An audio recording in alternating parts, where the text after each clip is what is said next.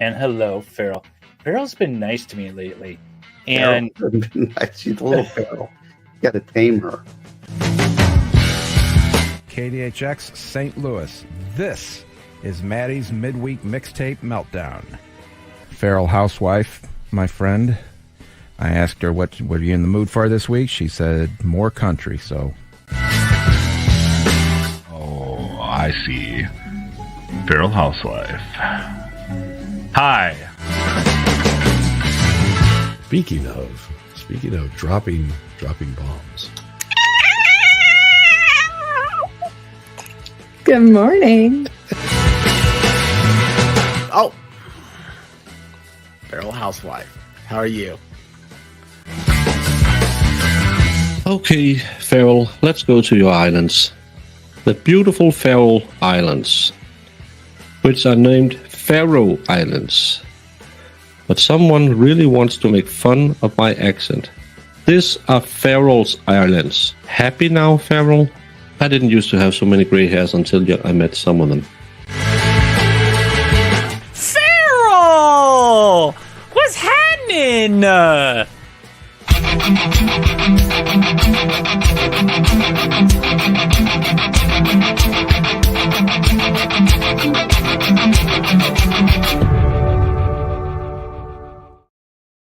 What's up, humans? I found me a Baker and a Jamie. Hi, guys. Yeah, Jamie won't come on cam unless you pay her $1,000 to drink a shot of my lord. We're fresh out of Malort. You were supposed to DoorDash it. Fresh out. You didn't. Oh.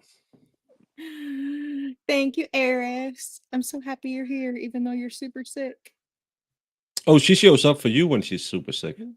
Well, you know. Hope you're feeling good. I do the things you don't do. So Yeah. Hi, Christine. I'm happy you're here too. That's pretty cool. And Iris is here. And Wolfie's here. And I don't even have a newspaper. I'm horrible at intros, Baker. Well, that's not that hard. Well, I can't pull anything up. Let's do a. I know. I Let's should help have you. added you. Hey, Little D is here. Oh, so nice to see you, Little D. I saw you yesterday over on Baker's channel. You're such a beautiful little woman. Irish, how are you? I hear when Baker's coming to Tennessee, he's going to take you to Ye Quiero Taco Bell, authentic Mexican cuisine. Beep, bop, boop. Arr.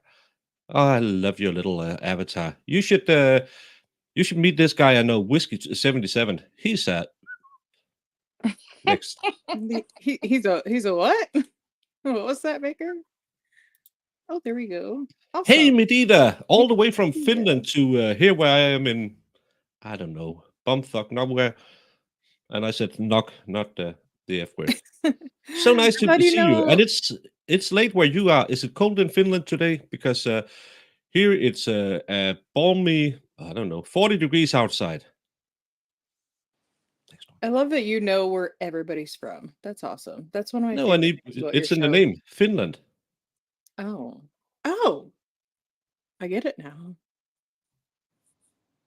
I only knew that because listen, so it's okay, right? Like, you know all the things. That's awesome. I did. I forced him into a unwanted YouTube marriage, and I just want alimony.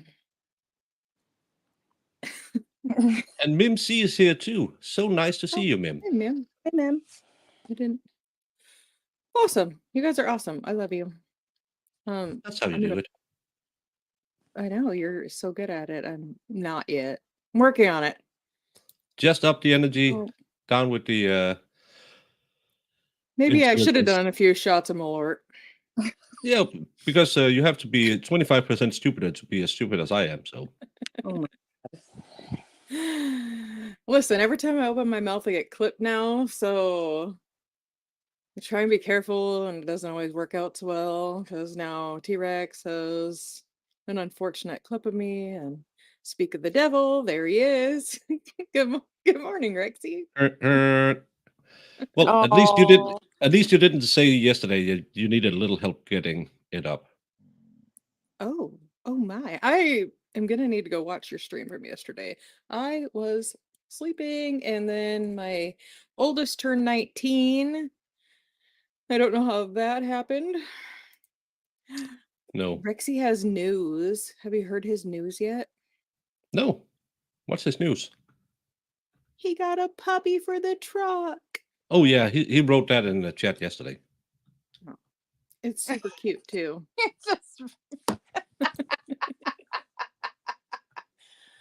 Oh, Baker, you're supposed to pretend like you didn't know. Oh, Yeah, you're supposed to pretend. a puppy? Yes. What kind of puppy is it? Is it? It's a dog. I don't know. Oh my. Ma'am, they're not talking about you. Don't talk about puppies when that dog is around. Apparently. Have you seen a picture of Crypto yet? No. Because Do you he's have one? super. Yes, I do. He's super cute.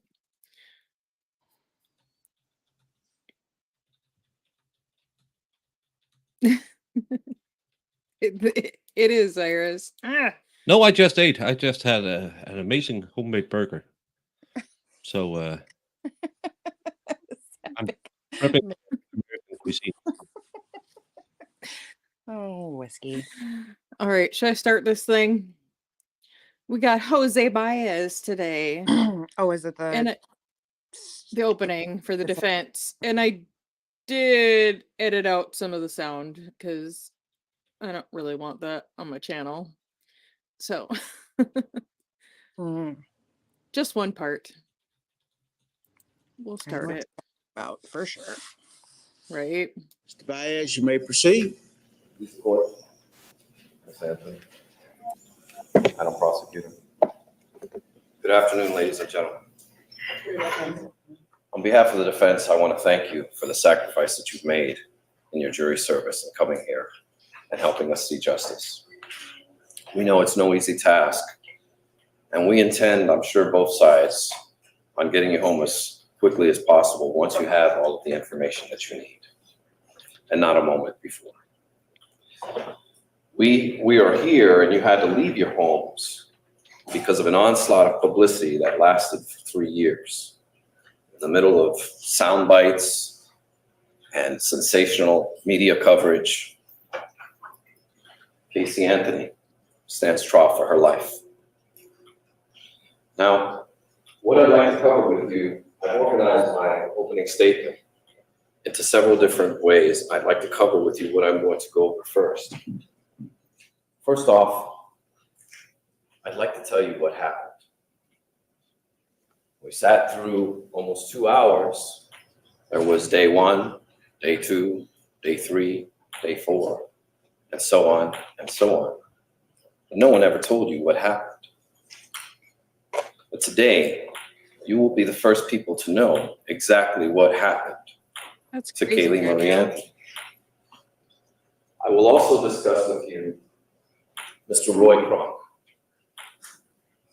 That name was Who's playing ping pong real slow? silent throughout the first 2 hours of this morning. And I think you're going to find after I conclude that it's going to be shocking why that name wasn't mentioned to you previously.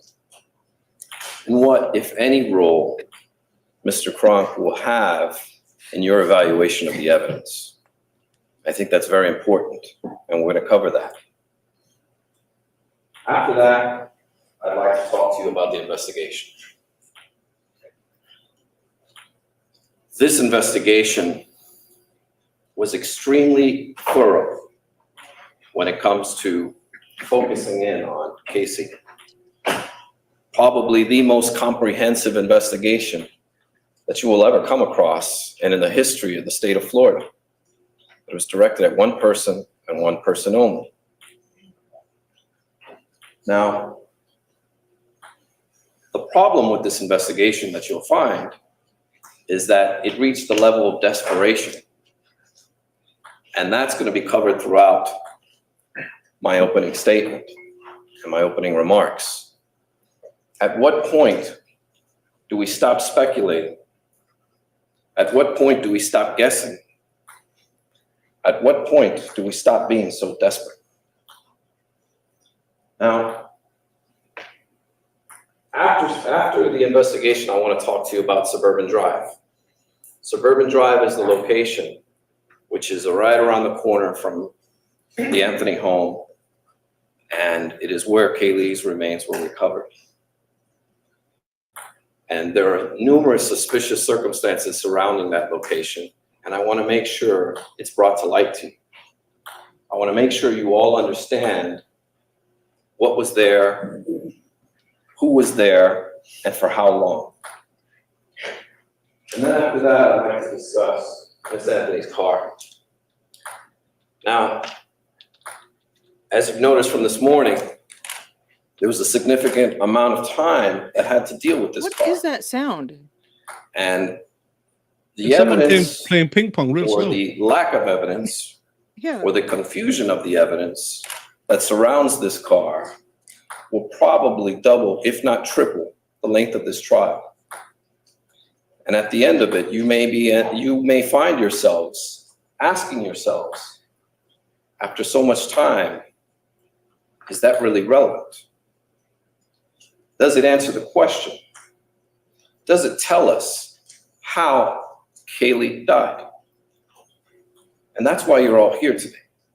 We're not here to talk about day 1, day 2, day 3, day 4. We're not here to talk about how inappropriate Casey acted, her foolish actions.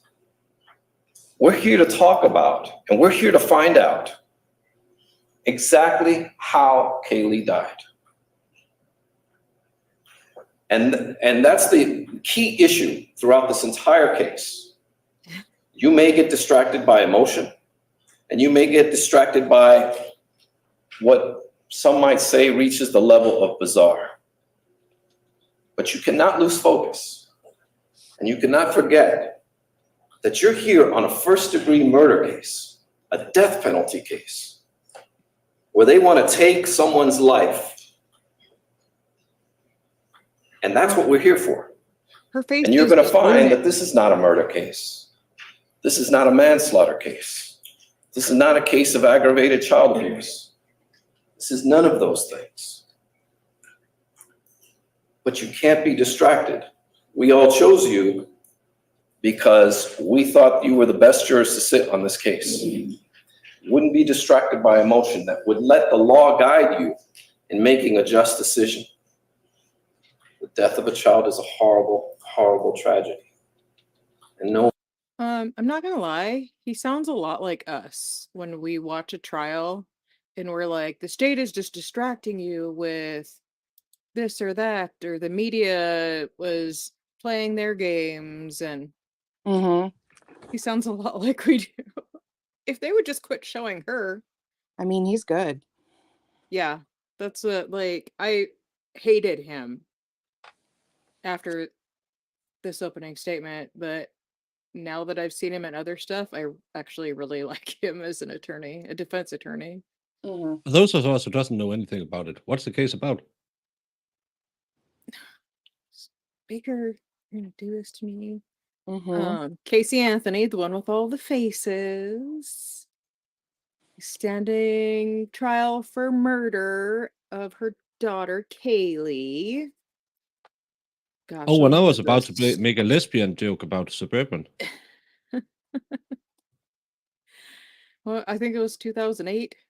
It's been a hot minute. Either way, I still think Yeah, like, lesbians drove Subarus back then.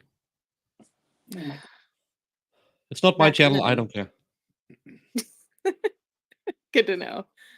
Okay, I'm not monetized, so have at it, right? Yeah. Well, I can just make everyone mad and leave. But she murdered her daughter. Allegedly. Well, allegedly. And then she partied for 31 days while she told everybody that her daughter was with the nanny or with her mom. Oh, she was like And then- 22 or 24 or something like that, right? something like that, early 20s. Because she 19 when Kaylee was born, something like that. I think she was 18 or 19 when Kaylee was born. So And Kaylee early was like 20s, 2. Yeah. 3. I think she was 3. Man, we're gonna have to learn all this from Jose, I think, because my brain, it quits. Mm-hmm. Well, it's kind of the hostess job to know the details of the case. Yeah, I know. But that's Well, where I think they went wrong. Death penalty case. I think Yeah. that's where I agree. I think they did. I think that there was people on jury that couldn't see sending her to the chair.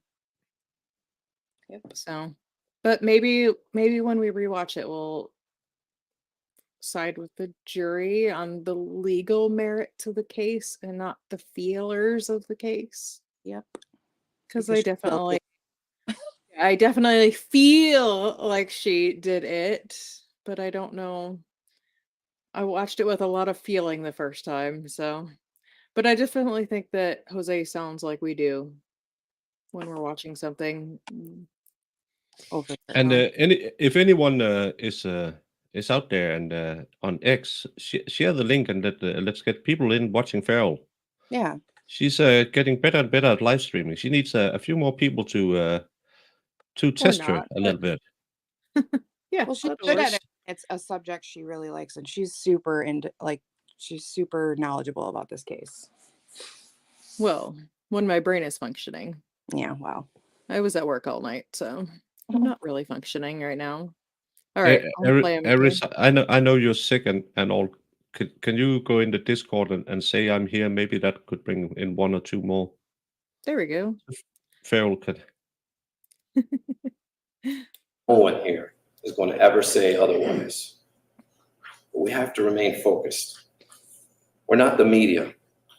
We don't have the opportunity to speculate and to draw in viewers and to sensationalize life.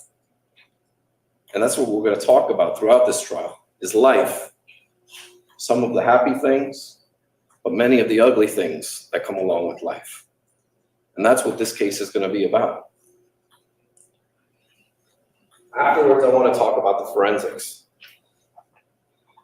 Exactly what reliable forensics you can rely on and what isn't necessarily science, but more like science fiction. And you'll see that throughout the course of this trial as the state reaches that level of desperation.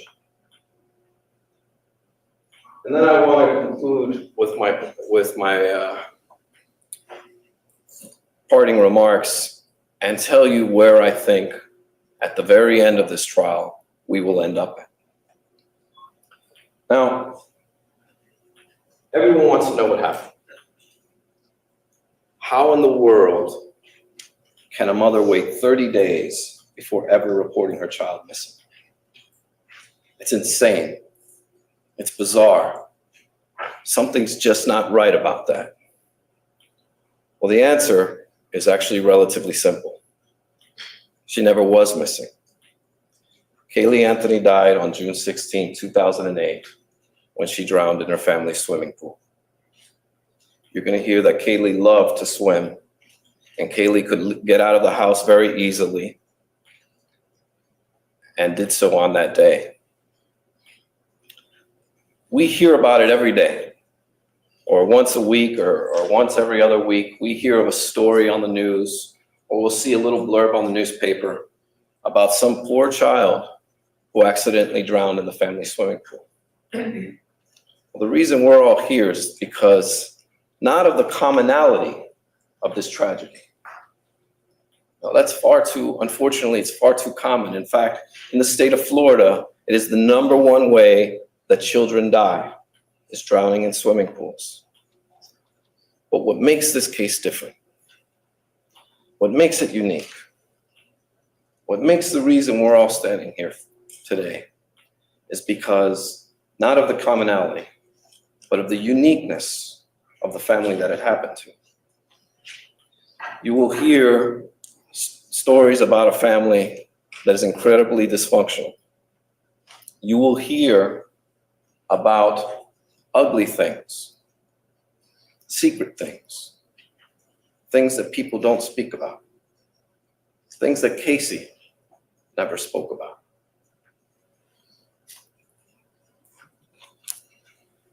Come with me to 4937 Hope Spring Drive, or as you can see, it looks like the All-American home. In fact, you can drive by any home in the United States and never know what goes on behind closed doors. You never know what secrets lie within. You never know what's going on.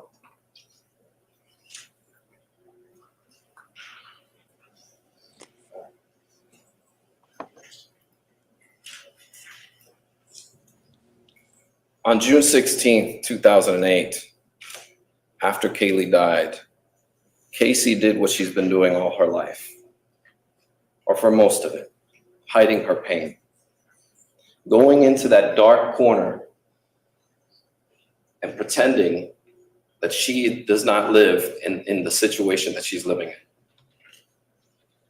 She went back to that deep, dark, ugly place called denial to pretend as if nothing was wrong.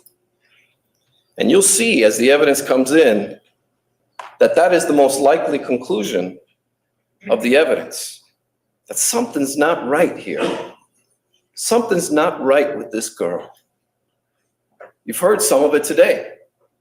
Some of it may have been shocking already for you to listen to. But what you don't hear, what you didn't hear, is that Casey was an excellent mother. She took care of Kaylee. That child never went without food, without clothing, without shelter. You won't hear a single person come up here and testify how she was neglected or abused. There's no broken bones. There's no trips to the hospital. There's no moment that would help you determine that this child was abused or anything but loved by all members of the family, especially her mother. The photographs that Mr. Aimberdick talked about early on, they were all taken by Casey. Casey adored her child. And you'll see photographs doesn't mean a whole lot. of her room, of her life. Well, And she you'll didn't know teach that us to this child swim was that loved, well, but but not for a horrible tragedy, a common tragedy. Are we all here today? You see, this family must keep its secrets quiet. And it all began when Casey was 8 years old and her father came into her room and began to touch her inappropriately. And it escalated, and it escalated. What does a sex abuse survivor look like? They wear a scarlet letter. They have a tattoo on their forehead. We could all be sitting next to a person who's a sex abuse survivor and never even know it. These things are kept quiet. And these ugly secrets slowly will come out through this trial. A little bit of a sign here, a sign there, a sign here. And you'll be able to know and see what makes Casey Anthony behave. Yeah, I saw the way that, she Dave. does. I don't remember who it is. Why did she act as if nothing was wrong? She didn't run. She didn't move to California, New York, and say to her parents, sorry, you're never going to see your granddaughter again. That's the easiest thing to do. Instead, she acted as if it never happened. Christine knows It never even happened. You hear stories of this Zanny the nanny. It's true. For 2 years, she pretended she had a job and pretended she had a nanny. Is that normal? Is that what normal people do? They get dressed up. They pretend that they're going to work. They have fake emails from work. Well, there was a reason behind this. Something's not right here. And anything Casey could do to protect her child, she did, including living a lie, making up a nanny, making up a job. That's what Casey had to do to live. She wanted to live. She forced herself to live in a world that she wanted to, not the one she was thrust into. And you're going to see throughout this case how some of this evidence came to be. For example, when Casey came home and told her family that she was when I pregnant, recorded this. just to be quiet. No one wants to know. I keep looking at my Discord. I'm like, why? I have a message. I hate to say, you'll have to speculate why. It didn't say anything. There's only been one sheet Unfortunately, from because Discord, of the so way you this probably case was have bloody investigated, messages we'll never from know Discord. all the answers. I don't have anything. But it wasn't until she was 7.5 months pregnant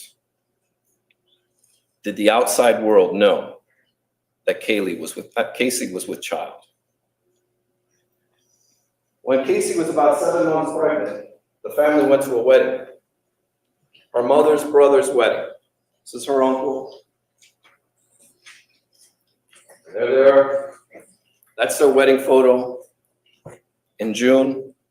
Kaylee was born in August. This is Casey, 7 months That's not pregnant. a good look.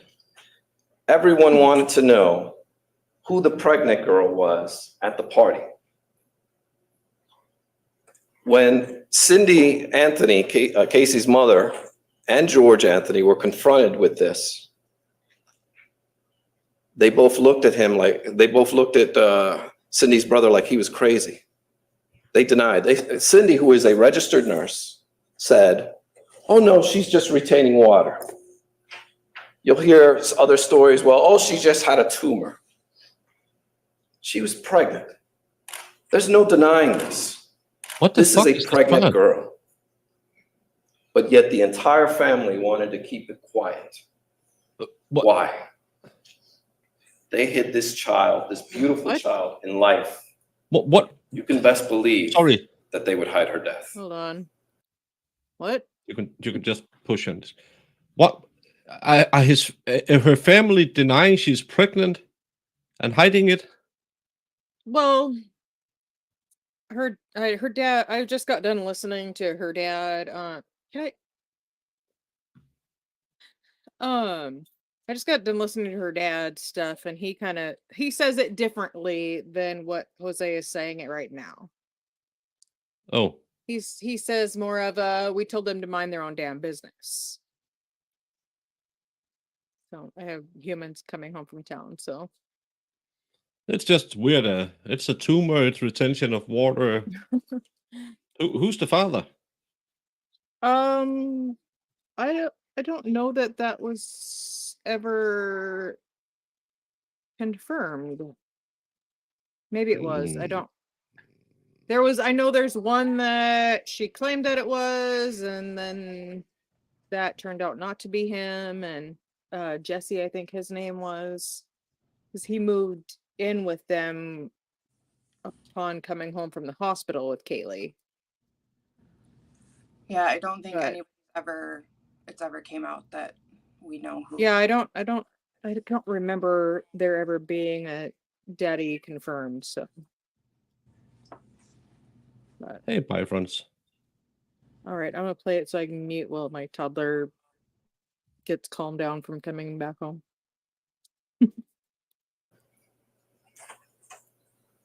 Now, another thing you'll hear is when Casey didn't want to hide this anymore, she went to Cindy's job. And in the middle of the summertime in July, wearing an overcoat, hot summer day, wearing a huge coat to hide her pregnancy. When coworkers saw her, they began to talk. Office gossip came around. And unfortunately, a week later, Cindy Anthony had her come in and announce that she was going to be a grandma. Something's not right here. This is strange. This is bizarre. This is the life of Casey Anthony. Now,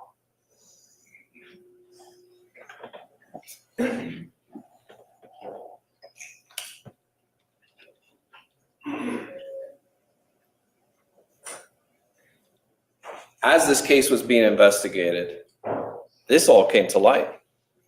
Everyone was aware that they hid this beautiful child like a flower in the attic. They treated this pregnancy as if it never happened. Police got to be a little suspicious, and you'll hear evidence that Casey has a brother, and he too wanted to follow in his father's footsteps. And on certain occasions when he was a teenager, he attempted to also touch his sister, although it didn't go as far. It got so bad that the FBI did a paternity test to see if he was Kaylee's father. All of this is such bullcrap. And when he was confronted with this I know. information, I don't believe he didn't deny that. it. He said, we'll don't talk believe about it when the time is right. Well, the time is now. I don't believe all time of it is because now they didn't go into it To try and save his sister's life, but yet these secrets, these family secrets still remain locked. You're going to hear all kinds of bizarre family behavior that just doesn't make sense. Yeah, from Casey. How parents should stand by their child, but instead are throwing them under the bus, making Because it's so bizarre unheard of statements and to accusations. deny a teen pregnancy. And that's what this case is going to be about. You're going to hear all kinds of interesting behavior from all parties, not just Casey. And once you see some of this behavior, you'll realize that the apple doesn't fall very far from the tree. Well, We are what we are because of who brought us into this world and how we Mom's were a giant raised. liar too. Casey was raised to lie.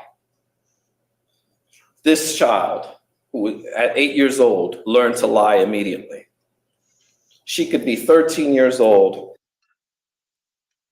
and then go to school and play with the other kids as if nothing ever happened. Nothing's wrong. Watch him. That will help you understand why no one knew that her child was dead. That's the most important thing you must keep in the back of your mind, is that sex abuse does things to us. Just such a. It changes you. Look at him talking to her. Some people are fortunate to some people Dude, are he did. fortunate to, Is it proven that her father touched her? No. others are not. No. And in Story this she made up. sad tragedy,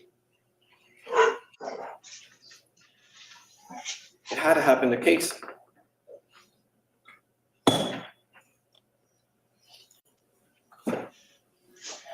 It came out during the trial, On June right? That was the 16th, only 2008. accusation. Yeah, the only Casey was home. that's him saying this now, and then when George gets on the stand, I can't remember his name right now. The guy from the state, he's like, "All right, I gotta ask you, have you ever?"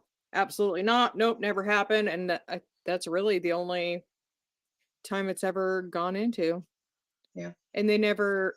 I don't remember them ever anyway talking to the FBI about having the brother tested for paternity or anything like that. So I think this is the only time it ever really comes up.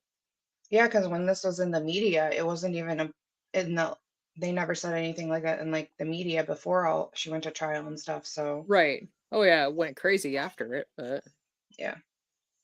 and I mean people still think that it's true and that they proved it somehow by saying it in opening statements, but Yeah. No. Okay. I believe her tears are very real either way, because either it is true and you would obviously be crying, or it's not and you feel like crap because you just said that about your father. She doesn't though, because the stuff she does leading up. Oh my God. Anyway, sorry, Baker. I know you haven't True. seen this. No, I'm just saying that I would never lie about Jamie beating me. So that's the truth when I say that. Okay. Yeah. I get it. But I don't believe it based on her other things like her jailhouse phone calls with him and Oh things yeah. like that. And wouldn't you want to protect your daughter? Why are you still living at home with a little girl? Yeah, and she would never leave him alone with her. She would never. Yeah. Yeah, and there's so he many watched things. Kaylee all the time. They both grandparents watched her all the time by themselves. So Yeah, I don't she didn't have believe a it. problem I with don't it. believe it at Yeah. all. I don't think that he was the best husband, but that doesn't mean that he was a bad dad or that he did things to his daughter. So Yeah. probably facts. Probably fats. Home with Kaylee, and so was her father. Early morning hours, the exact time is not known. It could have been early afternoon, early morning. Actually, it was the early morning hours. George Anthony approached Casey and started yelling at her. "Where's Kaylee? Where's Kaylee?" They began to search the house. They couldn't find her. Oh, thanks, Dave. They searched in the bedroom. They searched under the beds, in the closets, in the garage. Then they went outside. Give me a minute, young. I have a toddler. This is a mock-up of the Anthony home, where you'll see they both came outside. Casey came around to the left of the house. George went that way towards the pool. They have an above-ground pool with a ladder. And we'll talk about the pool and the ladder in just a moment. But what happened next is, as soon as Casey came around this corner and went back, she saw George Anthony holding Kaylee in his arms. She immediately grabbed Kaylee and began to cry and cry and cry. And shortly thereafter, George began to yell at her. "Look what you've done! Your mother will never forgive you, and you will go to jail for child neglect for the rest of your freaking life." She cried and Too bad cried that didn't happen. and asked for her father's help. Yeah. And it was shortly thereafter that George did help. It's at this moment that Casey should have been stronger. Casey should have called 911. Casey should have done the right thing. And that's what she's guilty of. She's not guilty of murder. This is not a murder case. This is not a manslaughter case. This is a sad, tragic accident that snowballed out of control. Her death was covered up. Why did George do this? Why didn't he call 911? Again, if the investigation had gone in a different direction, maybe we'd have the answers to those questions, but unfortunately we don't. We've done our best and we'll do our best to bring all the information to you, but that unfortunately will go unanswered. Here's some things you must know about the swimming pool.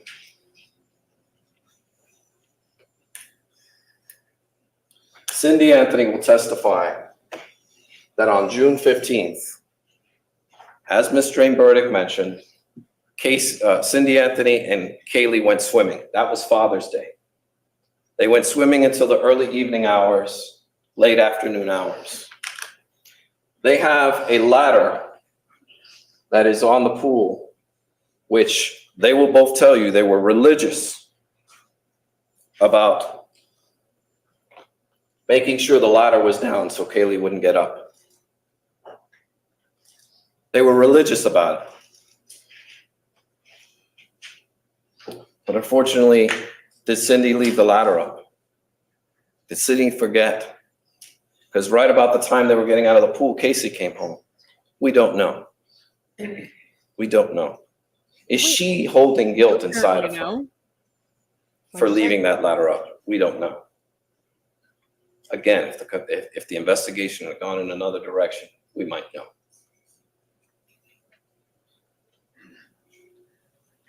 George Anthony will tell you that Kaylee used to wake him up all the time in the morning and say, "Jojo, swim, Jojo, swim," and that she can get out of the house in a hurry through the sliding glass doors and get out immediately. And that's why they were so religious about the pool. Now, something extremely odd happens the day after Kaylee drowned in the pool. And that is on the 17th, the day after, Cindy Anthony goes to work and tells 2 coworkers that someone is swimming in her pool. And they're like, of course someone's swimming in your pool. That's what pools are for. Pools are for people to swim in. Just, no, you don't understand. Someone left the ladder up. We're very religious about that. And someone left the gate open. I don't understand. This is June 17th, the day after. This is information that law enforcement had and completely ignored because they had murder on their minds. This couldn't be an accident. That's not sexy enough. We've got some bizarre girl over here lying to us and telling us these outrageous stories, and the media loves it. They're eating it up. You'll find that professional police work took a back seat in this case. They were more concerned about the public than they were in doing their jobs.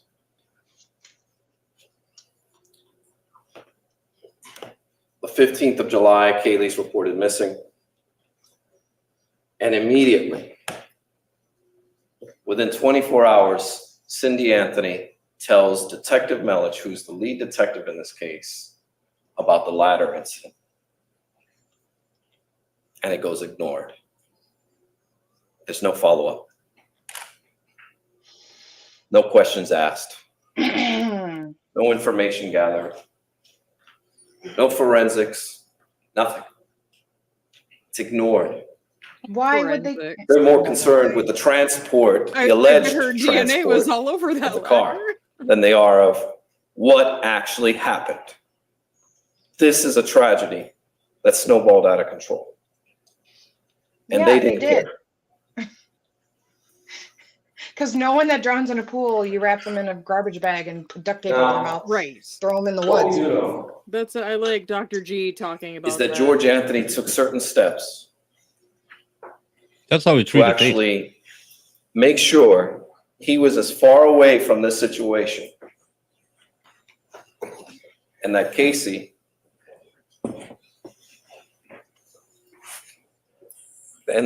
would end up taking the blame for this. Why? Well, if Casey comes forward and is lying her butt off, who's going to believe a liar? Especially if they cry sexual abuse. So you'll see evidence, conclusive evidence, that he took actual steps to throw his very own daughter under the bus just to protect himself. On June 20th, you heard Ms. Drain Burdick tell you about Casey running out of gas. Well, what she does do is she does what she always does. I mean, And that's go in the shed and take gas from the gas cans. Everybody knew she wasn't working. George Anthony knew she wasn't working. But it's all part of the lie. It's all part of the facade. Nobody cares. So what he does is on the 24th of June, 9 days after Kaylee drowns, he reports gas cans missing. He calls the police. Now, this is an ex-detective. Who knows? When you report gas cans stolen, there's no detective that's going to come out and investigate the case because you've got some missing gas cans. You'll ask yourself when you hear this, who would report gas cans missing? Who? Or you're reporting a Well, break-in? the answer is George Anthony will. And the reason why will come to light 6 months later. Kaylee's reported missing on the 15th. On the 17th, Detective Wells comes to the house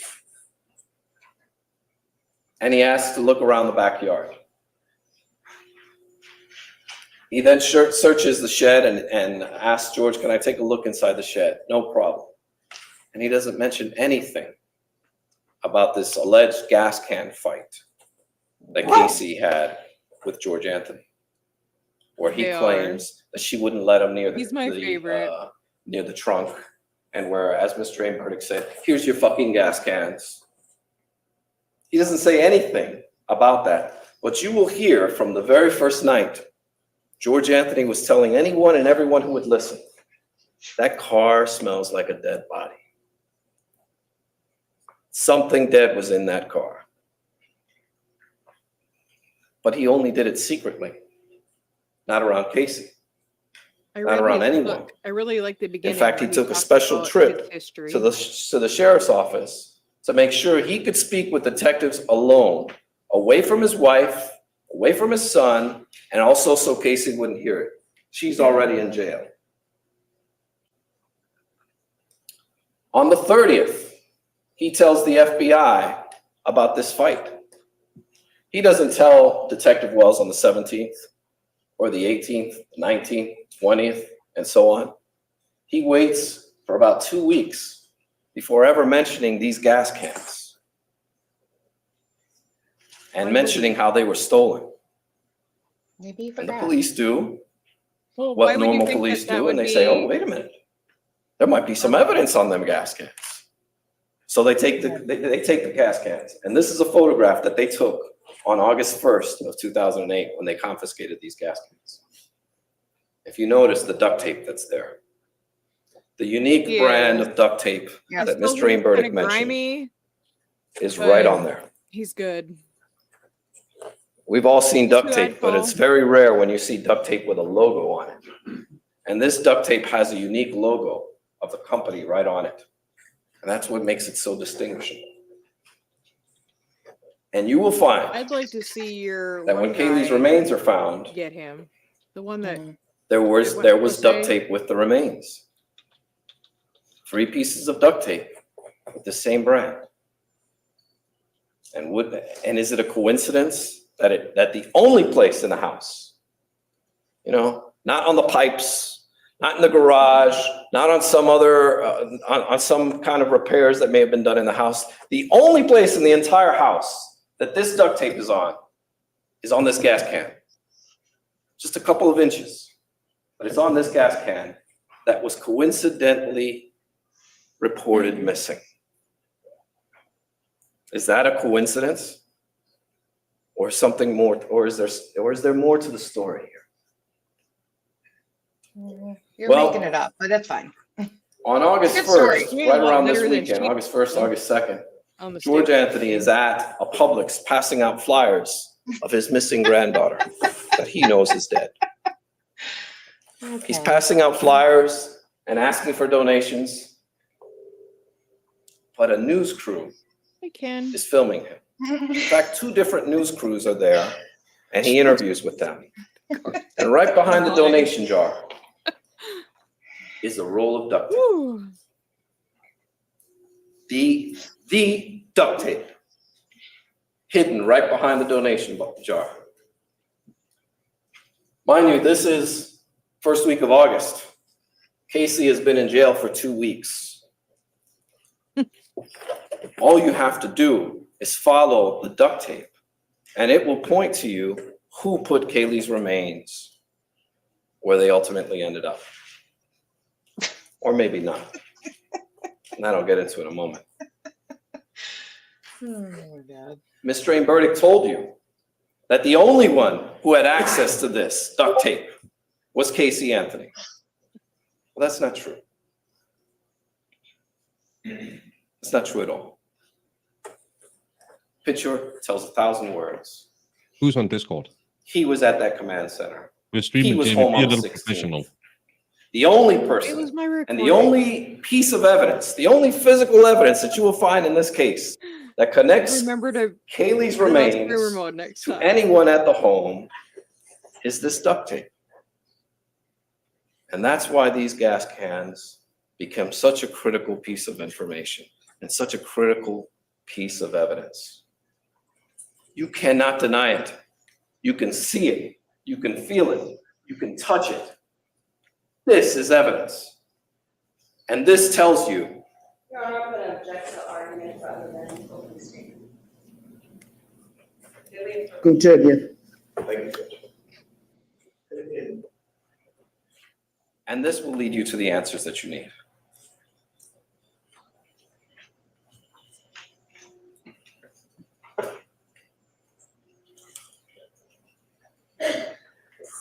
Now, most importantly, you're going to hear evidence that while at this public supermarket passing out flyers of his missing granddaughter, George Anthony met a younger woman by the name of Crystal Holloway. They became close. They started dating, or they had an affair, whatever you want to call it. Oh God. How He then began much, going to her house. How much visiting her. specs did that guy have? And on one day, Kind of a before player. Kaylee's remains were found, her name is Crystal Holloway. Here's a photo of her. And they began to carry on this relationship. This is What is that? Apparently the state the didn't. woman bring in it. the Yeah. circle looking over at George at Kaylee's memorial is Crystal Holloway. Right around that time, George Anthony sent her this text.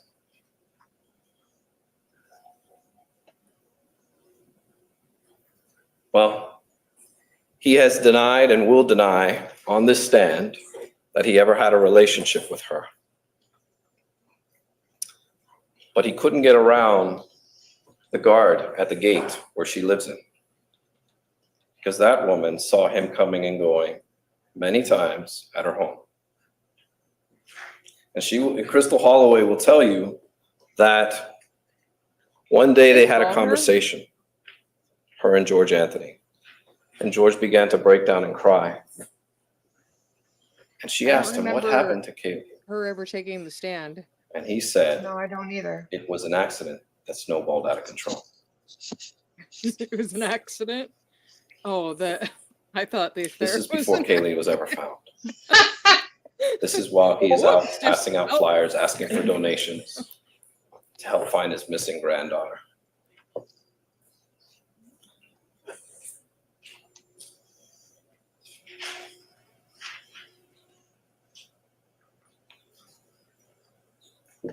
George Anthony carried around this guilt for many, many months. It got to its breaking point on January 22nd of 2009 when he decided to try and take his own life. Yeah, it's probably a big hang up for them too.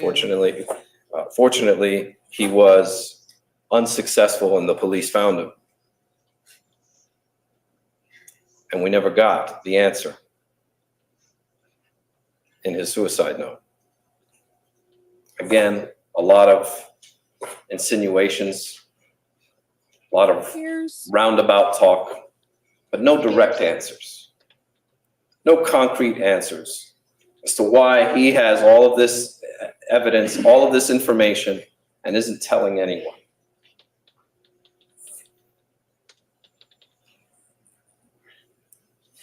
I want to be clear about something. Yes. Absolutely 100% crystal clear about it. Witness. We are not, nor will we ever say that George Anthony killed Kaylee or that he had something to do with her death.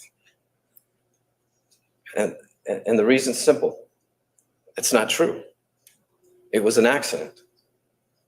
And despite how easy it is to point the finger and say there's something sinister here, and maybe play on your emotions, the fact of the matter is, this is an accident that snowballed out of control. This is not a murder case. This is not a manslaughter case. This is a tragic accident that happened to some very disturbed people. People with significant issues, unresolved issues, unresolved trauma. And while it's been fodder for the media and these bizarre stories just go on and on and on, the fact of the matter is, it's an all too common tragedy, an unfortunate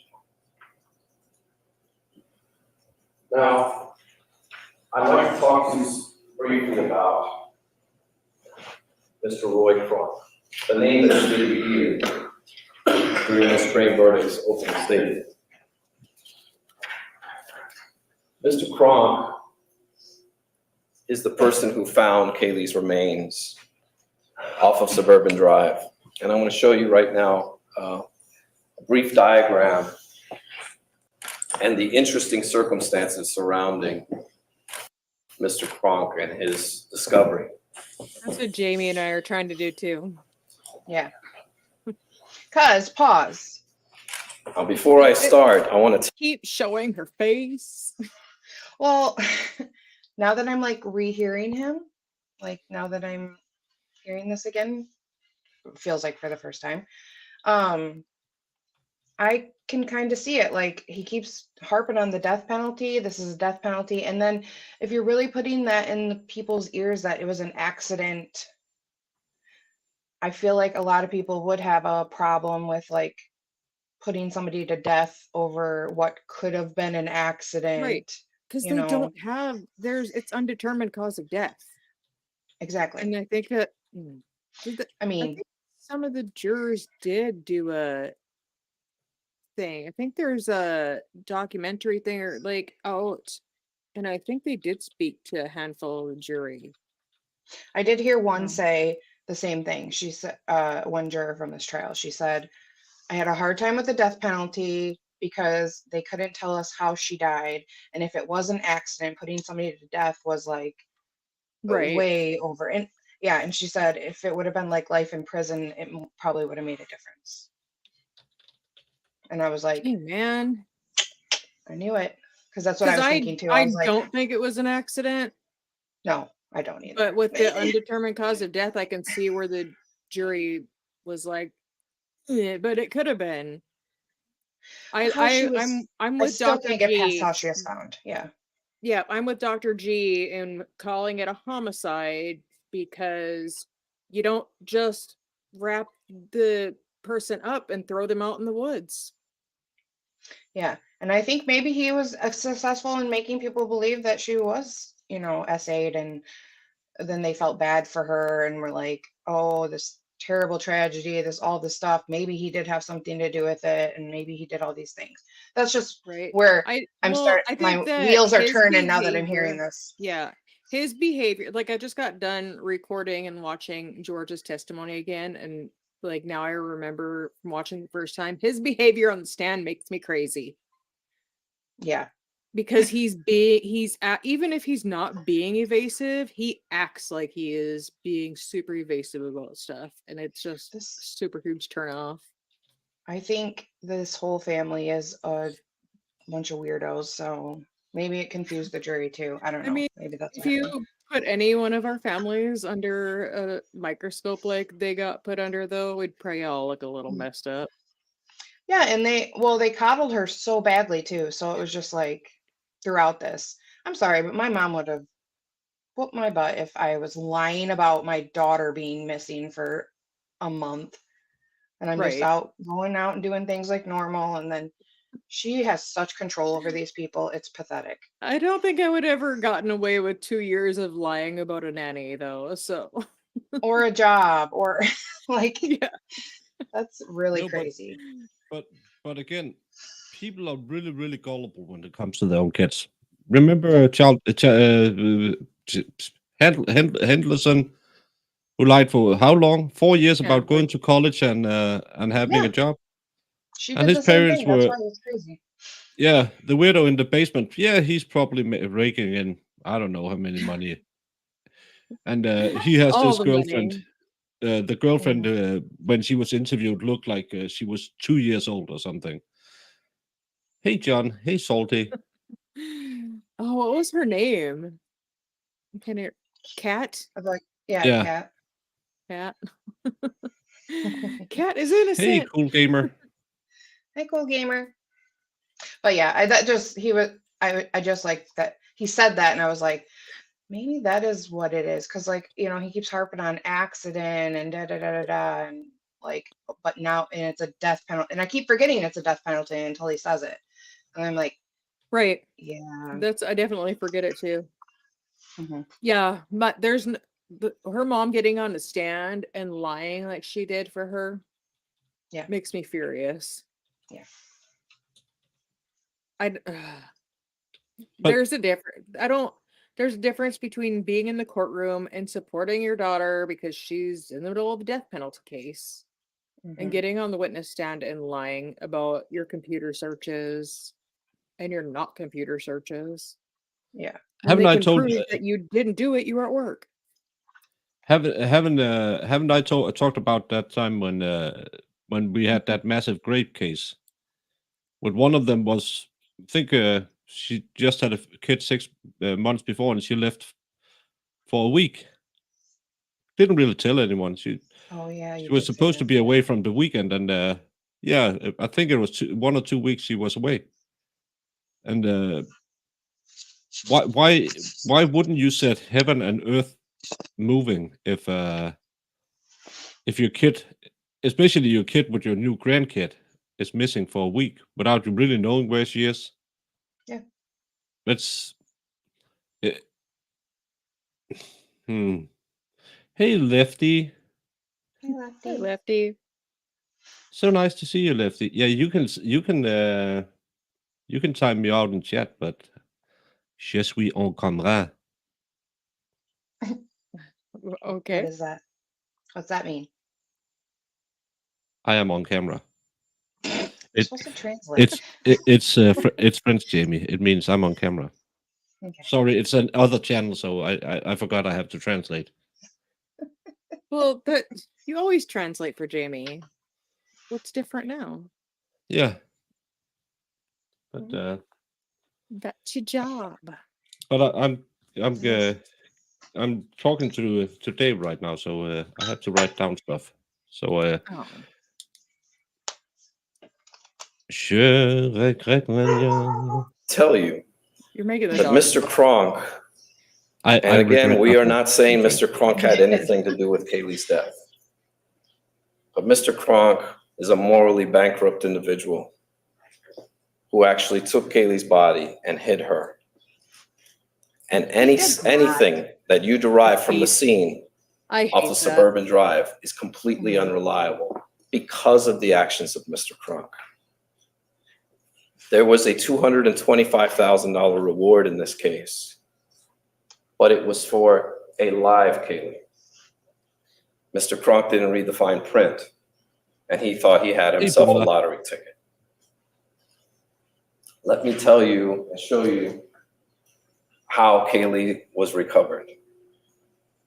First of all, the Anthonys live on 4937 Hope Spring Drive. Right down the block, around the corner, there's a wooded area. What's unique about this is it's the closest wooded area to the home. And it is the absolute first place anyone would look for a missing child. The first search party should have been and was probably there. Kaylee Anthony was found within 20 feet off the side of the road. She wasn't found in the woods. She was found off the side of the road and was missing for 6 months. Let me give you an example of just how far that is, actually, Mr. Tyler.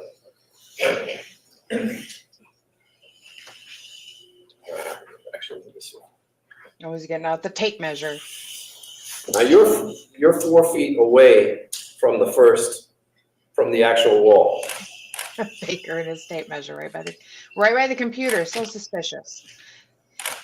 No, it's because I have to have photographic evidence. They don't believe me. Yeah, That's way bigger than experts tape measure. And you take into consideration that there's grass that's about 5 feet. This is how far, if you were mowing the lawn, walking by on your way to school, or walking your child to school, walking your dog, this is how far away you would be. And for 6 months, with thousands of searchers looking for Kaylee, hundreds of people off Suburban Drive, every character with an agenda was down here. looking. Never mind, it was We had psychic dog underwater. handlers. I'm serious. We had a psychic dog handler. We had Oh, yeah. psychics, Okay, no. private detectives, bounty hunters, Forgot about that. search volunteers, police officers. In fact, in October, there was 2 people called 911 because they heard of a screaming child in the woods. So police were dispatched. Helicopters were deployed, and they searched this entire perimeter area. They didn't find anything. So in September, they also searched this area. Volunteer searchers searched that area with a group called Probably Texas true. EcuSearch. Ken, what happened? Uh-oh. Fair. I'm the captain now. Uh-oh. Hey, everyone. Yeah. The I Parkinson's hit said, this mouse. What did you do? I hit the back button on my freaking mouse again. I hate it. I just yeeted myself from my own damn stream. You did. I did say that, Dave. I think I'll wait till Lefty goes back to work though first. Not the Orange County Sheriff's Office. But yet, you need to make me a managing mod on StreamYard. I can run it while you're away. That won't be a Yeah, I problem. know. the sheriff came out and announced that they were all over the area, Oh, I feel like you Lord. need to. probably underwater. Well, we don't know how. So the state of Florida does the smart thing and gets a hydrologist from the University of Florida to come out and conduct a study to be able to show to you how much underwater this area was. Well, it turns out that that place was only underwater for 10 days. The rest of the 6 months, it was completely dry. Well, not completely dry, but it was dry. Now let me tell you about Mr. Kronk and his activities. On August 11th, Mr. Kronk is a meter reader, and he stopped off the suburban drive right around here with 2 of his coworkers. And right down the block, everyone was talking about the media frenzy over here. Now, this is August 11th. Kaylee's been reported missing for several weeks now. And there are about 5 or 6 news trucks parked outside of the Anthony home, and everyone's heard about this case, especially here in Orlando. One of Kronk's coworkers says to him, you know, this would be a good place to dump a body. Everywhere. They should search here. Mr. Kronk says, yeah, you're right. He then goes into the woods to She urinate. picked up on this one right away, didn't she? And while he's urinating, he tells his friends, hey, I think What? But does he think, like, okay, first you're saying you told your story of the dead. Wait, though. Is he starting to insinuate that this Crunk guy did it now? Wait. Like, He moved. He I mean, moved- no, is that what I'm hearing though? Because like he's Yeah, now he's he- like, they- oh, they yeah, claim somebody that- should have hit a body there. They Okay. claim that he moved the body. Like, Why though? If he had nothing to do with anything, why would he go out and just be like, Right. I'm just gonna move this baby Right. here, over here? That's what, like, you've already said that George is the one that took care of the remains because there was an accidental drowning. Yeah. But now all of a sudden, oh, he moved it. Okay. Well, I mean, he's a good lawyer, but like that just confuses me. It doesn't now. make sense. It doesn't make sense. But okay. You, yeah, sure, Jan. Sure, Jan. I Yeah. think I see a skull over here. I miss Sure Jan. And they start, oh, you're crazy. They start walking towards him and they see a dead snake. And they get so distracted by the snake that they forget about the skull. Mr. Kronk will later be asked, how sure were you that you saw a skull? He'll say 99.9999%. I was certain. On August 11th, I saw a skull. Well, he doesn't tell his friends, forget the snake, come look at this skull. He doesn't come down here and get a news van and say, I found Kaylee. Does nothing. Goes back to work. Doesn't mention it again to any of his coworkers. Well, later on that afternoon, Mr. Crunk calls 911 and says, there's 2 little areas that you can go in, and there's one long big tree laying down, and a bit further up, I saw something round and white. Not saying it's Kaylee or anything like that, but you may want to check it out. Okay. Officers respond, but they drive by, they don't see anything. Yeah, August officers 12th, didn't find he calls again. because they're idiots. And he talks about a suspicious gray bag, vinyl-like bag, even the material, vinyl. And he describes an area where someone ran across with a mower, but the weeds are still high, and a fallen tree that looks like someone tried to cut it with a white board. Someone tried to cut it, and there was a white board hanging across. A lot of details he's giving. Well, the police come out again, they drive by, they don't see anything. The next day, they tell him, why don't you come out tomorrow after work and you show us where exactly this happened. Well, he comes out and he meets a deputy. And the deputy's there to investigate a suspicious bag of bones. For some reason, it's not a skull anymore. It's a bag. The skull found its way into the bag. Deputy Kane arrives, and I'm going to go into a little bit more detail about what Deputy Kane said, but he doesn't find anything. Doesn't find the bag of bones. Baker. Doesn't find anything. September goes by. October goes by. November goes by. Mr. Crunk has the route of the Anthony home again. About a week later, he calls his son up.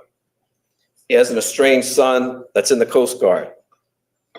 And his son will come here and testify and tell you, my dad called me and told me I found Kaylee's remains.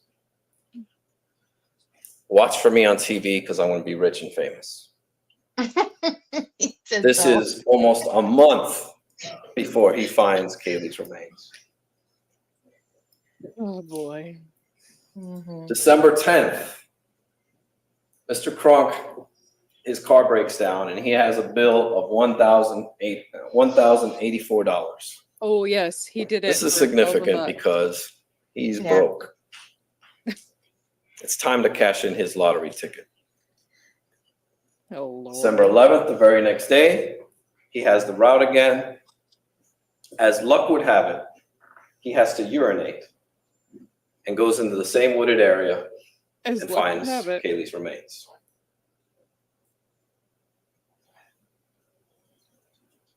Reasonable doubt is not sprinkled throughout this case. Reasonable doubt lives here throughout the entire case. You will not be able to trust a thing having to do with Mr. Crunk because he had control of Kaylee's remains for obviously several months. Where he found her, we do not know, nor will we ever know. And the reason for that is because the police never investigated him. This was their three-legged pony, and they were going to ride him to the finish line no matter what. No. Mr. Crunk says that on the 11th, he goes to urinate and sees a plastic bag. Okay, Didn't need he to. sees a plastic bag. He hits the plastic bag and he hears a thud. She was there. Then he takes his meter reader stick and he lifts the bag up and a skull rolls out. Again, somehow the skull made it into the bag and now a skull rolls out. And they ask him, is there anything else you want to tell us? And he doesn't say, yeah, I called you 4 months ago, 3 times. He doesn't say a word. I don't know. He may come. Baker, is this some weird Danish thing? Three-legged pony? Who's talking about three-legged ponies? He just said that That was Roy Kronk's three-legged, or the cops. Roy Kronk was their three-legged pony. They were going to ride him all the way to the finish line. Yeah, the problem does is you can't really ride a three-legged pony. So That's what I it's mean. just Like, what does that mean? it's a bad witness. They wanted to have him, but he can't. As a three-legged pony, it's not a good. That's what he's saying. It's a bad horse. It's kind I of know. like It's just so funny. when you- Lefty is a bad Oh. egg. It's the same. It's Lefty true. is a tripod, but it doesn't work. Oh my. Oh, wow. Okay then, back to the show. Come up here and lie and say, yes, I told them. In fact, he does. He says later on, he says, I did tell the police, but they told me, keep quiet about it. You don't want to say anything about that. That will be what we call a conflict in the evidence, because the police will thoroughly deny that they told Mr. Kronk to shut up and not say a word about calling back in August. Well, several days later, they have to go straighten out this story. They can't have skulls rolling out of bags because, as Mr. A. Burdick told you, that duct tape to them is the only thing they have. Well, it sounds The like duct that's what tape you in guys Georgia. do. Out of bags. They can't have a skull because the mandible where she was placed was directly underneath in the proper anatomical position. Skull rolling out of the bag isn't gonna end up that way, and they know it. So they massage Mr. Kronk's testimony, Ew. and he changes it. He says, "Yeah, didn't roll out of the bag. I just lifted the bag, and it was underneath it." But he clearly says it dropped out of the bag. He's on audio, a written statement, everything. Sworn statements. Sworn to tell the truth.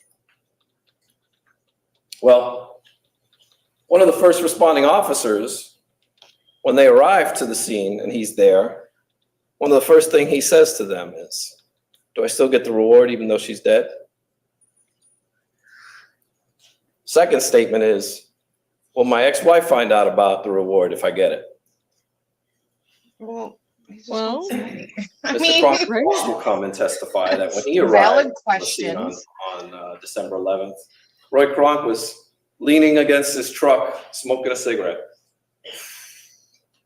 And he turns to him and he says, "Alex, I just won the lottery."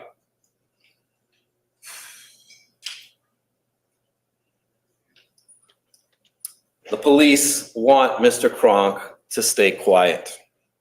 They don't want these people getting at him. They don't want the media getting to him. So they ask him, "Please stay quiet." And his response is, "Roy's got to eat too." Roy's got to eat Someone too. does. So what does Orange County do? What does the great Orange County do?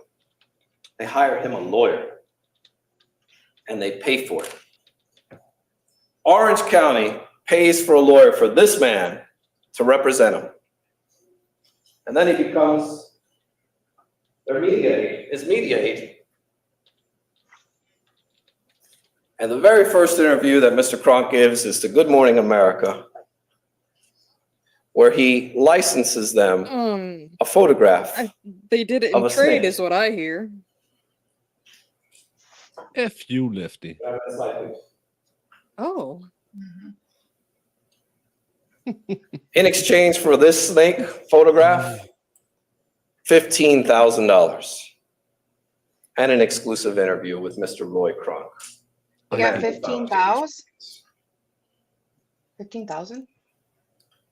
Well, he gets his reward. I mean, He gets his interview. He becomes famous. But there's one thing's for certain. You can't ignore any of this at all. In fact, one of the call from August 12th ended up landing on a detective's desk sometime around late August. And it ended up in front of a detective named Gerald White.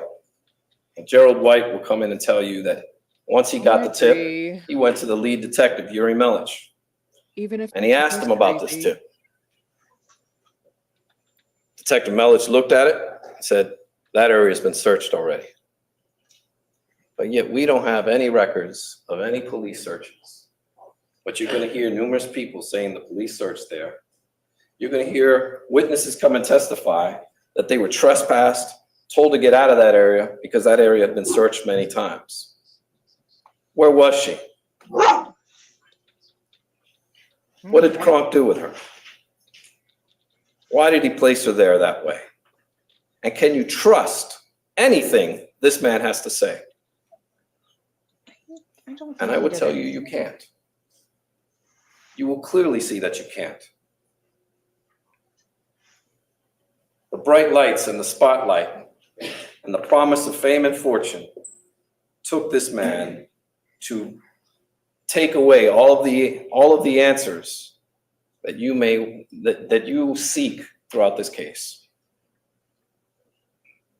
Why?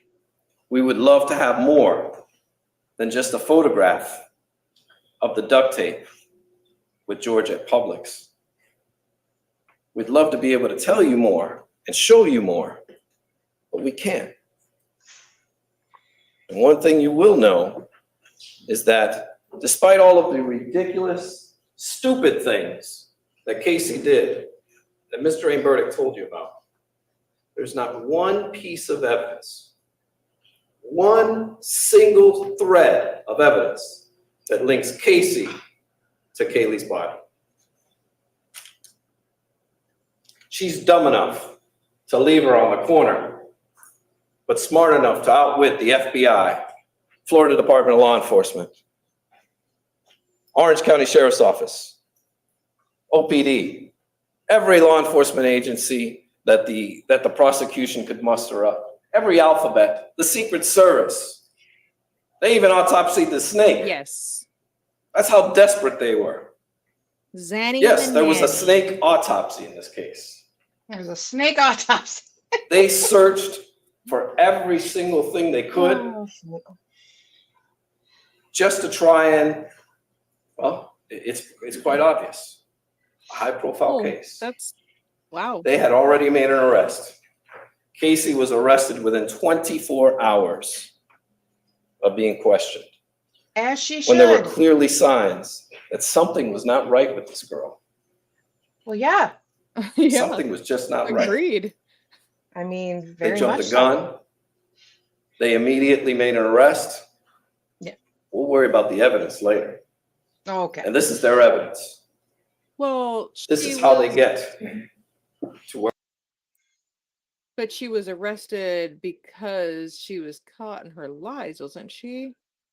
Well, yeah, that's what I was thinking, because it's like they Her didn't know original anything until arrest after wasn't- she called and said, "Oh, my daughter's been missing." Well, her mom then- called. Well, her mom called, but because she had to talk to them too. Remember? Like, Yeah, because her mom called did. to report her stealing her car yeah. originally. So, I mean, I guess we'll find out. 'Cause I thought she was after they found out, like, ma'am, you just been lying about everything. Right. Well, because she was trying to she wanted to see Kaylee, and so she thought that if she had Casey, she wanted to scare her, is what she was doing with the stealing of the car police phone call. Hmm. And that's when she said that she hadn't seen her, that she was kidnapped and all that other stuff. Gotcha. So, But where we are today. I still, This is what has that snake got to do with anything? I've been talking to Dave and been timed out by Lefty. Well, And, you better be listening, because I'm going to ask for what you think, sir, who's never Yeah, seen but this before. I'm about to jump off because it's 9:30 and I'm an old guy. So No, you're not going to go anywhere. oh,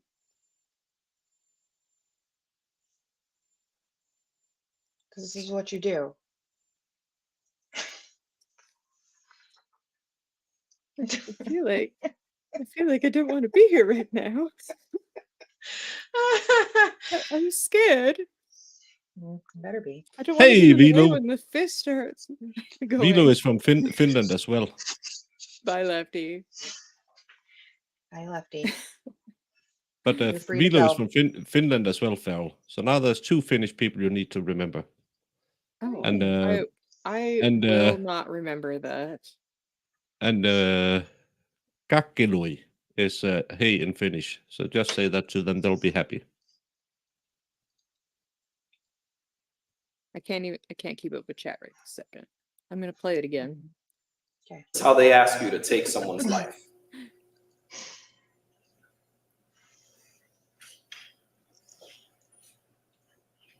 As I mentioned, they don't even investigate Roy Kronk. They took everyone's phone records in this case, and they never asked for Mr. Kronk's phone records. We filed a motion to try and get him, and he objected. He didn't want anyone looking at his phone records or his cell tower information to determine where he was during these months. And the police didn't want to go looking for it either. They weren't about to do that. They didn't confiscate his computer. We took his deposition. That We will asked pay him, me can you around. turn over your computer to the police? We'll think about it. They did nothing to investigate this man. We found his son. We did. We went searching for him. And we found his son, who told us, my dad called me. They didn't go finding his son. My dad told me, watch, I'm going to be rich and famous. They didn't want looking, and you're going to notice that throughout this case. Certain questions they don't want answered. And they're not going to go looking for them. He sure But says they'll line up to sit here and tell you about Casey Anthony doesn't back any of this up in trial. and her bad No. behavior, her inappropriateness. But She's again, not it's acting not right. necessary. And that's what this case is Because about. trial isn't She about is acting evidence; it's about juries and what you can make the jury They don't believe. ask why We see that all she the didn't time. act right. He's a very Yeah. good, Only very that good Day storyteller, 1, and that's He what you is. need to Heard it. be as a defense day lawyer. 2, He's Day 3, way day more 4. endearing than she was. Takes an elegant She- prosecutor to come up and do these things and Mhm. get you emotionally riled up. But there's still I no don't know if answers. endearing's the right word, but The swimming pool He's a good incidents, the storyteller. witnesses, the independent witnesses that will come and tell you about this. There's no getting around them. No getting around them. These are people with no axe to grind. definitely not guilty doesn't mean innocent. Now, Of course, it does. I want to talk briefly about Because the you're innocent investigation. until proven I know guilty. I've touched on it, but you heard mystery and verdict tell you that on this day, Okay, on day not 7, guilty doesn't Casey mean you Anthony didn't was do spotted the on thing. video at IKEA, or day 12, she was Not- spotted at the Blockbuster, or another place. Day 13, she's at Applebee's. Well, they sure did. They sure did do a thorough investigation on her, They should but yet have. they still can't come up with the evidence.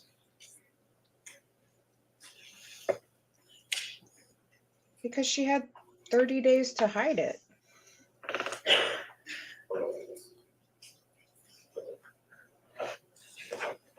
This is Sergeant John Allen. He's one of the lead investigators in this case. He's about 5 feet from the road, and he's pointing at Kaylee's remains. But yet for 6 months and all of that investigation, no one could find her. Look how close he is. She was placed there to be found, not to be hidden. But unfortunately, she was placed there by Mr. Kronk, and we will never know the answers. I don't Oh, please. Please. Yeah, I don't believe that for a minute.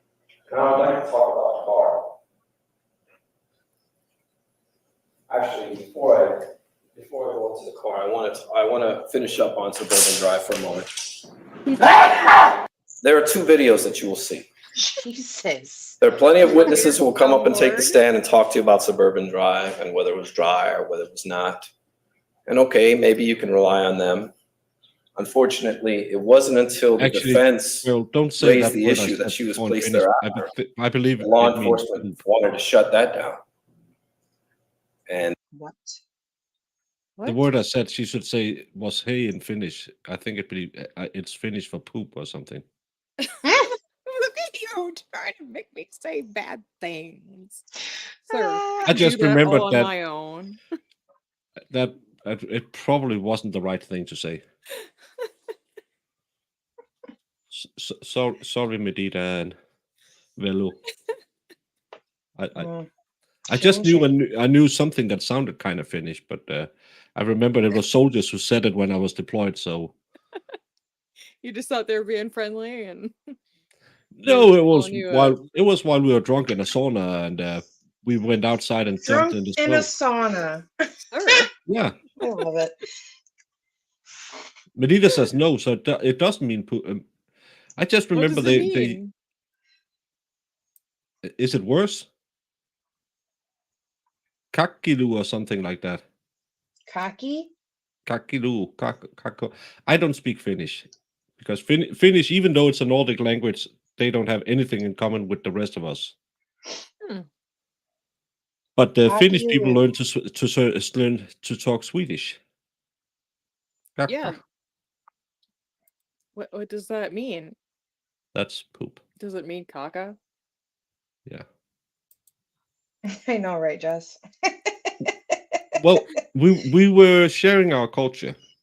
Mhm. We Yeah, I brought the bet beer, you they were. brought the sauna. Oh, it does That what mean it's poop. called. Okay. Is that what it's called? It means poop. I'm sorry. Thank you for teaching me a Finnish word. See? He's really good at translating. Yeah, And that well, was drunk in in the sauna is naturally 2009. healthy. A year after is when they Ooh. started going to these volunteers and asking them. That place was underwater, right? That place was underwater, right? And of course, all of these, everybody who's all riled up about this case and can't stand the inappropriate girl, all tell the police the same thing. Yeah, it was underwater. Yeah, it was underwater. But there are two videos that you will see. One from a woman named Gail St. John, the psychic dog handler that I told you about. Sorry. Right around in early August, Handler. Oh, she Jesus. does a video. She has a video I where she feel like I drives would by the remember her Anthony being home on and the you see all of the stand. media trucks and drives down towards and around the house, around the suburban drive and says, I'm having a feeling. They get out, she has her dogs walk, and you'll see the woman walking about 30 feet. It's dry, but it's right around the area where Kaylee was found. I meet this dog psychic handler, dog handler. And most I interesting, know. I feel like she wasn't a you'll witness. hear about two private investigators Or I'm just forgetting who a 1 ton month about this trial. I don't prior to remember. Kaylee being Yeah. found were out I can't searching remember who all they right at the called. area The defense. where Kaylee was No. found. Did they call anybody? What's interesting is these two private detectives were working for George and Cindy Anthony at the time. This may be a coincidence. Maybe.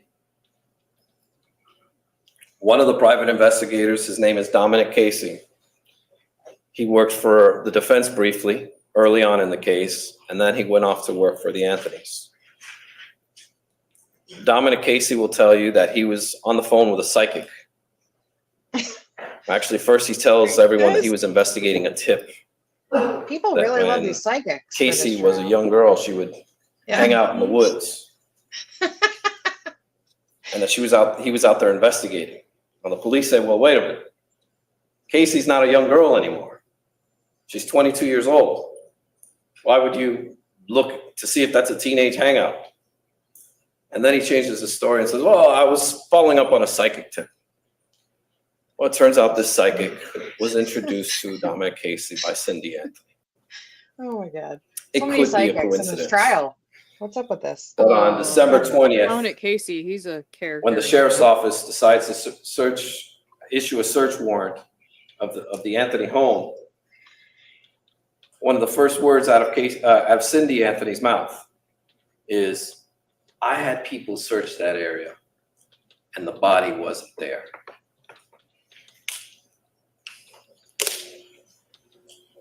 That video, you will clearly see the water, the area is dry.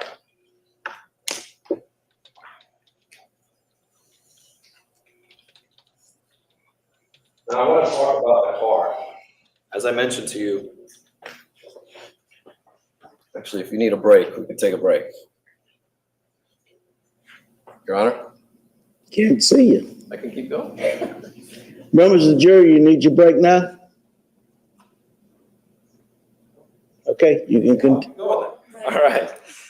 This is Baker's favorite. The car, because as I told They you, talk so much this in the car opening, will they be need the breaks. subject of much Right.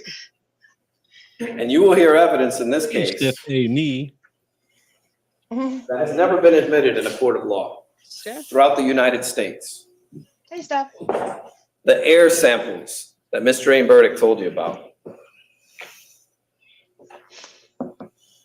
The hair has never been admitted in the state of Florida. The evidence that Mr. Jane Burdick told you about. As well as you're going to hear from a dog. While the dog can't get up there and testify, his handler is going to talk about the dog and what his dog allegedly said or reacted or alerted to. And we're going to get into that when we talk He's about got to it. make it sound so One of the ridiculous. important things that I I want love to it. talk about is everyone talks about the smell of this car. And there's some things I'm not sure I want to watch this guy do things you anyone. should know. Right. And here they are. Hospice, yes. I know I have a pretty loose June 16th is Saturday the day show, but Kaylee still, drowned. that's On the 20th of June might be too much for is even when I. Casey runs out of gas for the first time. Now, it's going to be the state's contention that Kaylee was in the trunk of Casey's car from the 16th through the 20th. Well, Casey runs out of gas and she calls her boyfriend up, Tony Lazaro. And she does what she's always done. Goes and gets the gas cans. They break into the shed, they take the gas cans. Now, Tony Lazaro's testimony will go unimpeached. And that is, this young man cooperated with law enforcement from the very first day. He refused to speak to us. Psychic dog handlers. Only snake at deposition. autopsies, and talking dogs. He wore a wire Yeah. when the police wanted to investigate Lee Anthony, The trial that and he Tuesday allowed them to envisioned bug his is way phone. better than what transpired. He did everything that law enforcement asked. And on this day, Casey runs out of gas and Tony picks her up. They get the gas cans and they go to the car. It's in her family's neighborhood. Well, they pour the gas. And after they're done with one of the cans, Casey opens the trunk and puts the cans in the trunk. 4 days would be obvious, significant human decomposition in the trunk, in the heated trunk of a car. And that car would reek tremendously. But yet Tony Lazaro doesn't smell a thing. And Casey doesn't go and handle the gas cans on her own. If she had a dead body in the trunk of the car, she wouldn't be calling the people to come out and come smell this car. So she opens the trunk, he smells nothing, and she puts the cans in the trunk. She had a dead body in the trunk, she would have put it in the front of the seat, in the front seat. Wouldn't be opening up so that he could smell, and he doesn't smell a thing. But of course, by the time the cops question him, they don't like that. Are you sure you didn't smell anything? No. Well, maybe you were distracted by the fumes of the gasoline. And that's their explanation. I mean, maybe she had to do That's it their for 1 day explanation. and got rid of it. But the right fact there. of the matter is, he doesn't smell a thing. And this is 4 days after, when he had complete access to that car and was right next to it, didn't smell a thing. On the 24th is when George files that famous That's police report. Testimony either. He does take. And he alleges this fight happens. Yeah. Even though he doesn't tell anybody until 2 weeks after he reports Kaylee missing. He doesn't say he smells anything in the trunk, if you believe that argument ever happened to begin with. On the 27th, Casey is throwing out garbage. And wait, though. So if Daddy did all this and he wanted to get away with it, why would he insinuate all these things, though? Why would he draw more attention to himself? Why would he tell everybody that, oh my God, it smells like a dead body in here? Right. Oh, I don't because know. he's Just- trying to pin it on her. I don't know. It doesn't make any Yeah. sense. Well, it doesn't, because if he's trying to protect her, why would he try to pin it on her? And if he's SAing her and Kaylee, then he ain't going to want anybody to find anything. And he's not going to want to draw attention to it. My God. Right. I think I feel like the things that he does are normal. Hers are the ones that are not. Exactly. Like he's just going to work and doing his thing, and she's the one that looks like a lunatic. right. I don't feel not like sweating a him thing, and and her Cindy kid is did apparently, anything that was abnormal. No, I don't think so either. Just going to work and doing their thing until she And finally says her daughter was kidnapped, and not just being a flake. And who knows? She said a lot of stuff to them, so them protecting her. I mean, I think Baker said it, but like, I can see that. You know, you're just trying to be like, she can't possibly have murdered her child. You know what I mean? There ain't no way. Something had to have happened. We had to get this out of her. And I think they coddled her a lot to try to get her to talk more and spill things. But then she lied. She just kept lying. So, I mean. Right. I think Lee probably did more than anybody, because he just wanted to know the truth. He didn't have the parental make it better, whatever, protection thing. Yeah. So crazy though. This is a picture of Tony Lazzaro's apartment complex. You can see in the very front of it, there's a dumpster.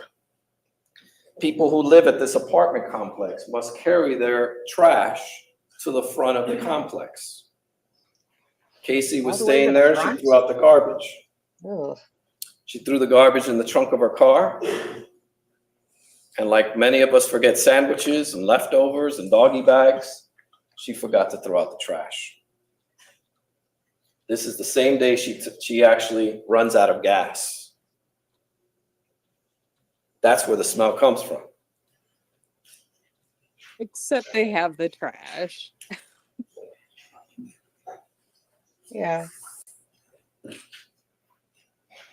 An empty pizza box doesn't smell like a dead body. This is the garbage from the trunk of the car. Show it. It's wet, sticky. And what do the police do when they're done with it? Sounds like a date with me. They take it into an air room and they dry it out. So it can't, and you will see, once it dries out, the smell goes away. And there's absolutely nothing that can be done to independently test or verify anything from this garbage. It's destroyed evidence. It's intentionally aired out. But this was in the trunk of the car for close to almost 3 weeks. The car is towed on the 30th. The tow truck driver doesn't smell anything. I'm excited for that one. The tow yard company has to wait 4 days before they send out a notice. I hope more people opt in. Your car is here. We have your car. Come get it if you want it. That would have been the 4th or the 5th of July. The Anthony family should have gotten that notice around the 7th or the 8th. Well, they don't go pick up the car until the 15th. George doesn't pick up the car until the 15th. Why? Why wait a week? They will tell you They didn't see the notice. But yet that car sat there for almost a week after they had notice. Again, questions we will never be able to answer for you. So Mr. Anthony goes and picks up the car. And one of the very first things he does is he starts telling anyone that will listen, my granddaughter's missing. She's been missing. I haven't seen her for 30 days. I found my daughter, but I haven't found my granddaughter. And then he walks up to this car. Steph, that's hard to answer. I haven't watched this And part, asks but for I a really witness to dislike a open the woman trunk. who makes another baby under her death, step baby. And as Ms. Stream Burdick said, he'll come up here and say, you know, oh, please don't let this be my Kaylee. And he will say, It is. like he bad. told detectives on numerous I'm occasions, looking forward to that that one. he smelled a dead body in the trunk of that car. Even though it's probably And going to it's be a smell repeat. you never forget. Once you smell it, you never Sounds- forget it. Of course, he's never, nor has anyone else in this case, had trash in the trunk of a car for 3 weeks in the Florida hot sun, so we don't know how to compare it to. But he is certain that what he smelled was a dead body. And what does he do? He doesn't pick up the phone and call Casey. Are you okay? Honey, are you okay? Where's Kaylee? Is she okay? He's a detective, an ex-police detective. He knows he's smelling a dead body, and this is a possible crime scene. And what does he do? What did you do? He gets to in the Kaiser? car and wants to drive it home. What? And then he goes to What work, did you do to Kaiser? making zero attempts. No, it's not that. We were talking about After liquid. not seeing his granddaughter for 30 days, and all of these, day 1, day 2, day 3, day 4, suspicious activities that Mr. Stream Burdick told you about, doesn't do a thing. He wants to distance himself. I'm going to Stay away. try and get there for some of I have it. nothing to do with this. It's hard. What's interesting work to with you, kids. that you should also note, ladies and gentlemen, is he also had access to this car. He shows up Yeah, that's George right there. to pick up the car with none other than the gas cans. How'd he know that car was out of gas? He's going to tell you he hadn't spoken to Casey in over 2 or 3 weeks, and that they found out through the notice that the car was there. How'd he know to show up with gas cans? Well, he's going to tell you it was a lucky guess. Maybe because Why his doesn't he call daughter police? is notorious for running. Why out of doesn't he gas. call Casey to find out if she's all right? Or Kaylee to find out if Kaylee's all right? He doesn't do any of that because he knows. He knows exactly what happened and how it happened and when it happened. Questions that nothing the state will present to you will be able to answer. But he knows all the answers and doesn't say a word.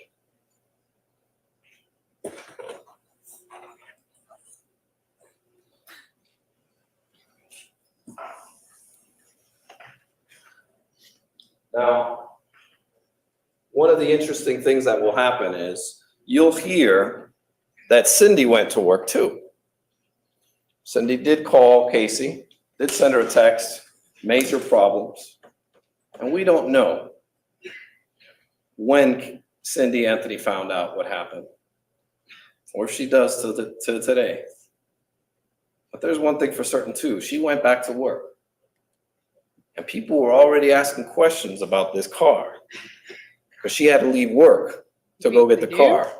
And just like the pregnancy, they were asking questions. And they said, Cindy, you need to call the police. And Cindy says, no, I'll call Casey later. I'll deal with it later. So what does she do? She goes back to her desk and starts to work.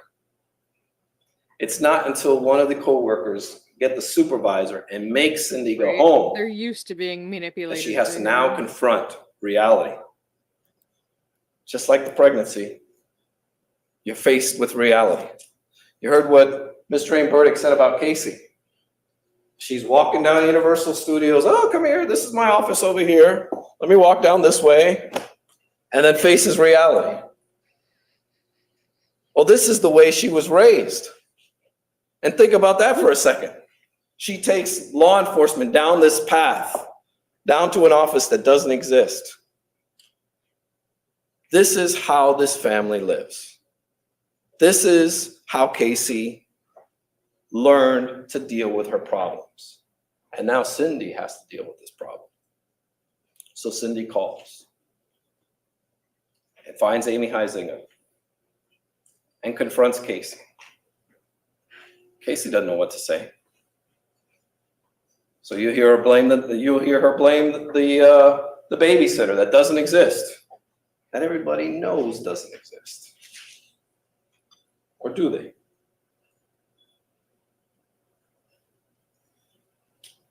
One of the most important and telling things that you're going to hear when you hear these 911 tapes is not what you hear, it's what you don't hear. There's going to be a time where Cindy, who is hysterical on that 911 tape, she will turn and say, George, Casey says Zanny took the baby a month ago. And you hear dead silence. I want you to listen to that. When you hear that 911 tape and you hear Cindy Anthony hysterical, and when she turns to George and says, the baby's missing, he doesn't say a word. He doesn't say, what? What do you mean she's missing? Who has her? Let's go get her. Nothing. Doesn't say a word. When she turns to George and says, the baby's missing, he doesn't say a word. He doesn't say, what? What do you mean she's missing? Who has her? Let's go get her. Nothing. Deja vu. Doesn't say a word. And that's because he knows where she's at. He knows what happened.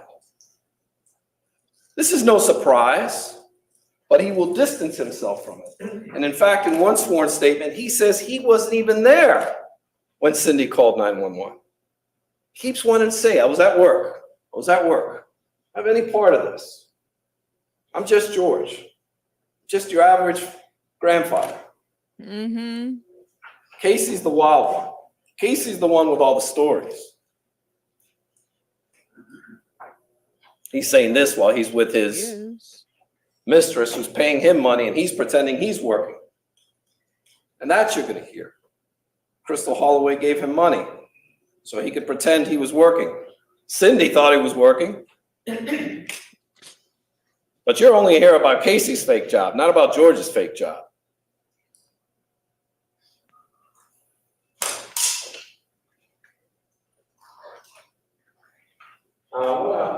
You can get the dry erase. I want to touch briefly, and I'm just about to wrap it up, Good. on some of the forensics that you'll hear throughout this case.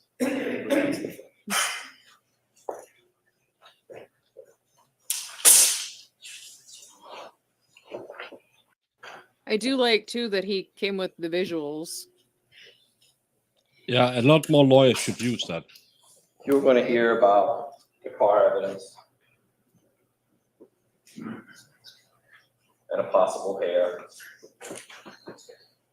One hair. But what Ms. Drain-Burdick didn't tell you is the FBI lab analyst was telling everyone, and she'll probably come and tell you too, that she can't say for certain that that hair came from a dead body. In fact, she sent out a request asking to find more hairs, and they did. We hired Dr. Henry Lee, one of the world's greatest forensic scientists, to go in and search that car. And he found 17 different hairs, 17 more hairs. I think she's doing PI work for. Before you start wondering what attorneys. is Kaylee's hair doing in there, in the trunk of the car, well, Casey's hair, other people's hair was in the Or trunk she of the car. was. We often shed hairs very easily.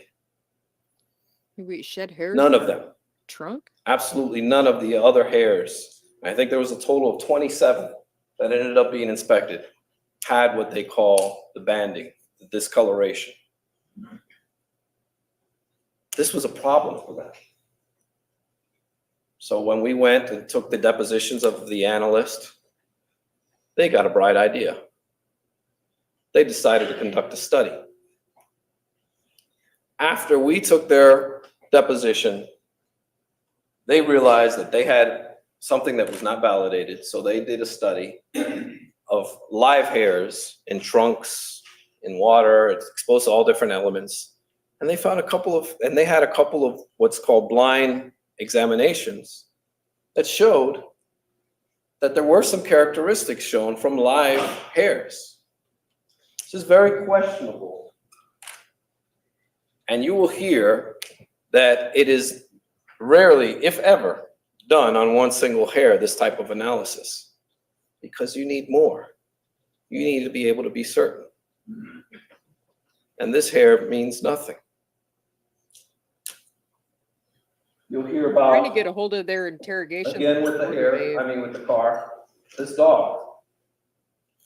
Well, this dog is retired. No longer works for the police department. But what Miss Drain Burdick didn't tell you, she told you about the backyard, how they came out, the dog alerted, and how they dug there. But she didn't tell you they came back the next day, and the dog didn't alert. There are things called false positives, handler bias that you're going to hear about. Yep. And it's interesting that the dog at the very same exact spot wouldn't alert the next day. You'll hear that when this dog went around the car, he broke every rule in the book. He didn't do a proper lineup. There should be multiple vehicles. The police officer should not know which is the suspect vehicle. So that gives you credibility. It lets you know that this is real.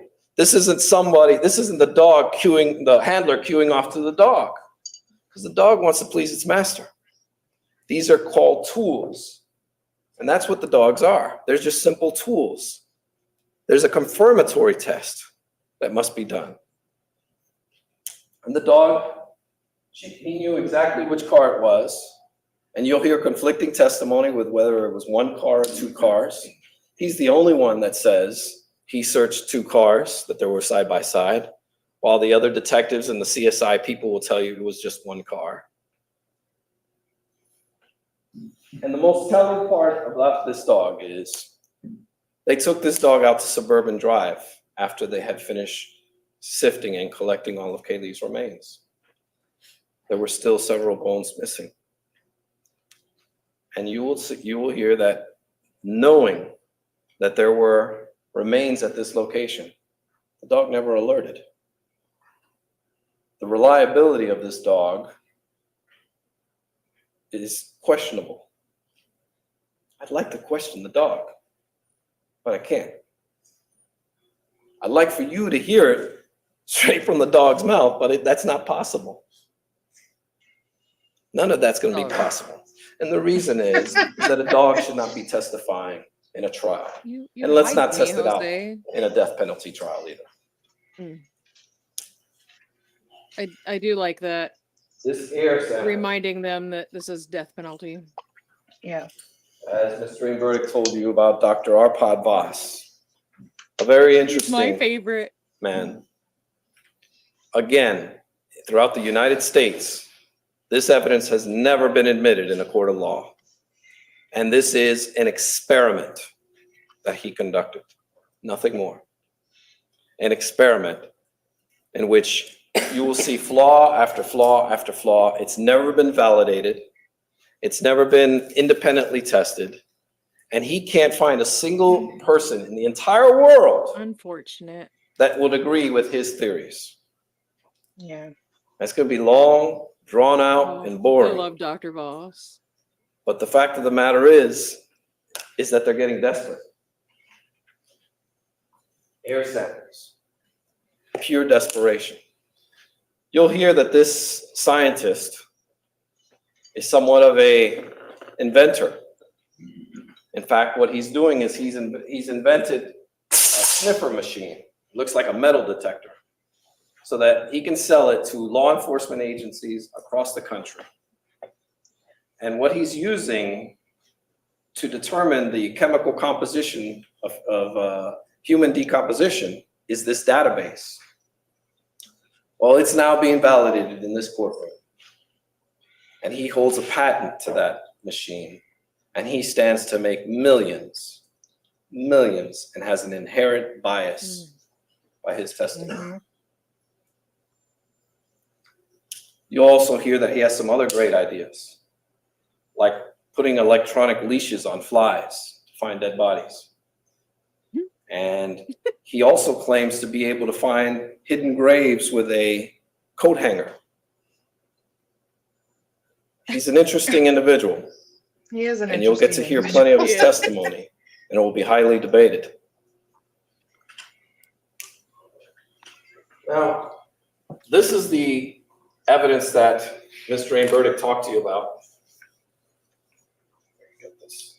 Uh-oh. I wish Did this he case use the was wrong around when marker? we first That's started doing this. that's the problem with having a demonstrative when you're. But I'm going to tell you some of the things she forgot to tell you about. Remember what I told you, they spared no expense on trying to investigate Casey. Well, Ms. Drain Burdick didn't tell you that they searched all of her clothing. Right. They did a search warrant. Now you can't write on it because you just used the spray. God Yep. damn, And they took boy. every piece of clothing that Casey He should have called you for had in her advice. closet. And they searched and they did the blue light to see if there was any blood or any suspicious stains.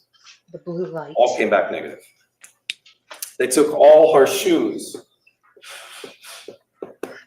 every pair of shoes that she owned, and they tested them for soil samples to see if they matched Suburban Drive. Negative. They took textile fibers.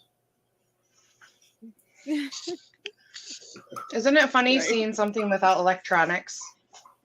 Right? He has Sorry, to sit and write for I know 20 my minutes. handwriting's getting pretty bad there. They took textile fibers that they found off Suburban Drive. They compared it to her car and to their home. No match. They checked the duct tape.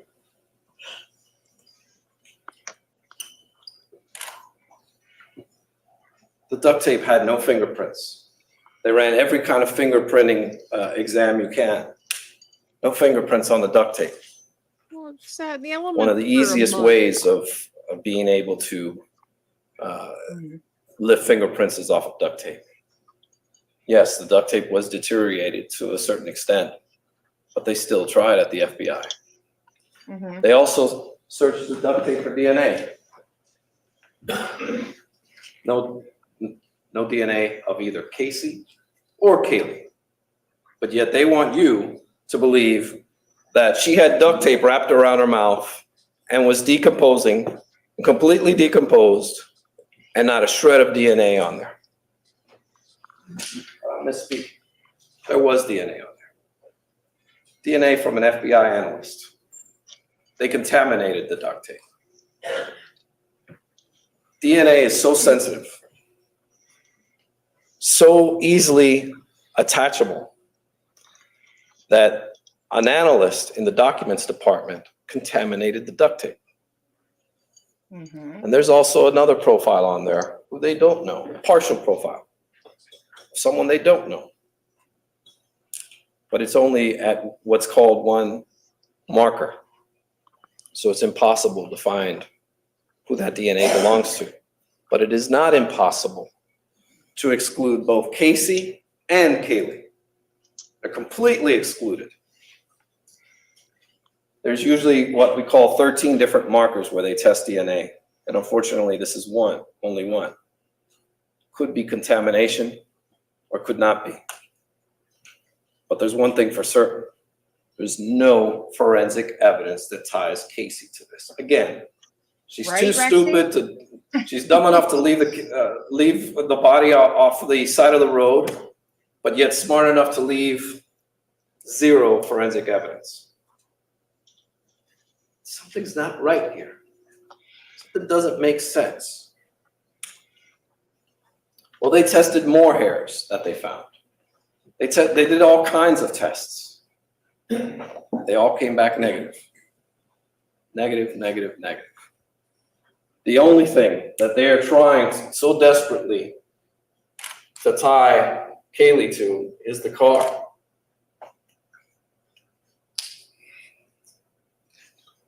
But one, if we get back to its basics, if we get back to the very basics here, that is, how did Kaylee die? How did Kaylee die? The car doesn't shed any light on that. At best, it tells you she was transported. But you'll hear some testimony about a lie that George Anthony told, that Casey was driving her mother's car on one occasion, and that George chased her down the 408, which is a highway here. And they asked him for the toll records. They said, you should have the receipts. He said, oh yeah, I'll get them for you. We didn't get them. The investigators had to go get them. Either. And they found out he lied. He didn't get arrested for lying to law enforcement.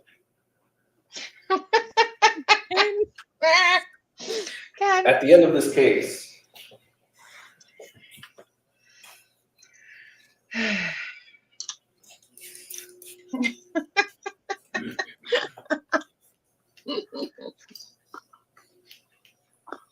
took so long now, he's gotta like wipe at the end of this case,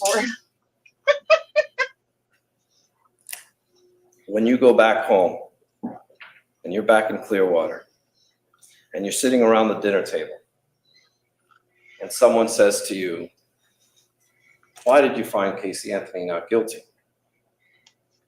You're going to say, well, I was fed a wealth of information, like a V.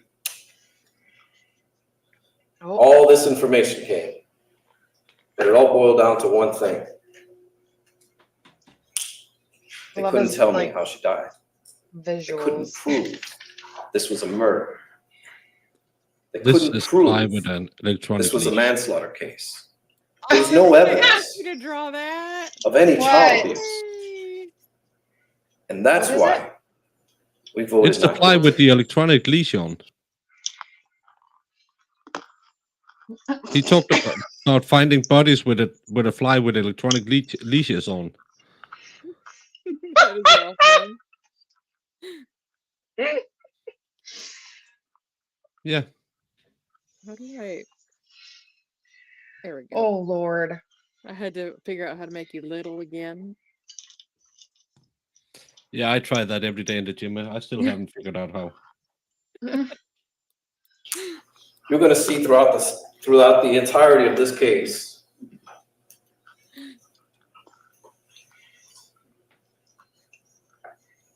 I'm getting desperate here with this marker, that I'm using it, idiot. I think it's. I'm using my color. Yep, his marker's not working.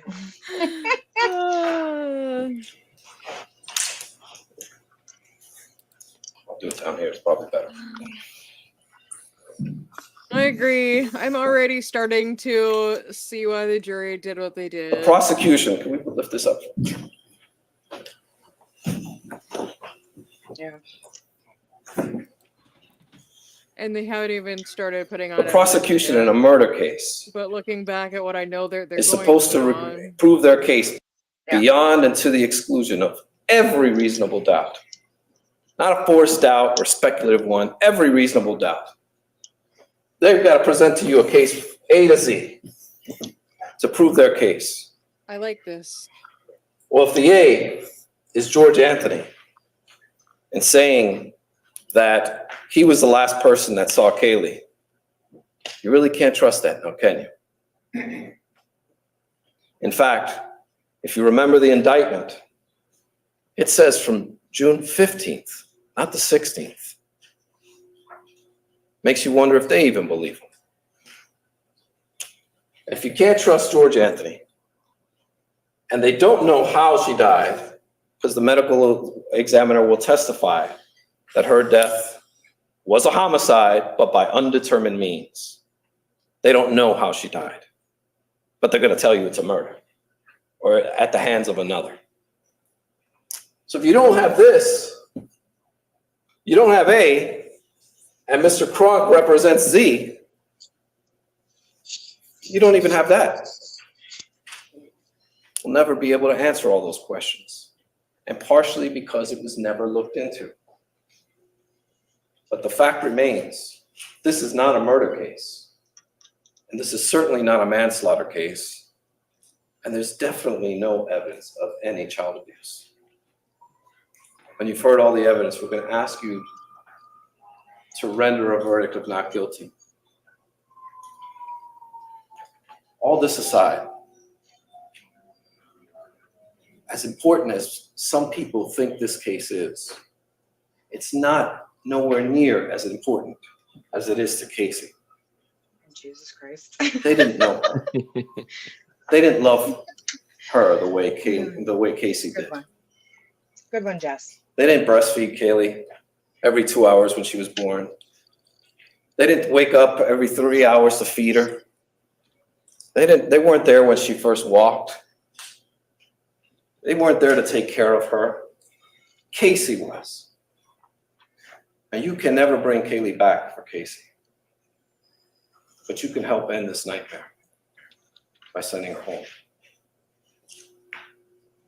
I'll ask you all, individually and collectively, to render a verdict of not guilty. Thank you. You're welcome. Baez, you may proceed. You might proceed. I like love that, the Judge. judge. Yeah. I don't I agree can with s- some of his rulings, but I liked Yeah. him overall.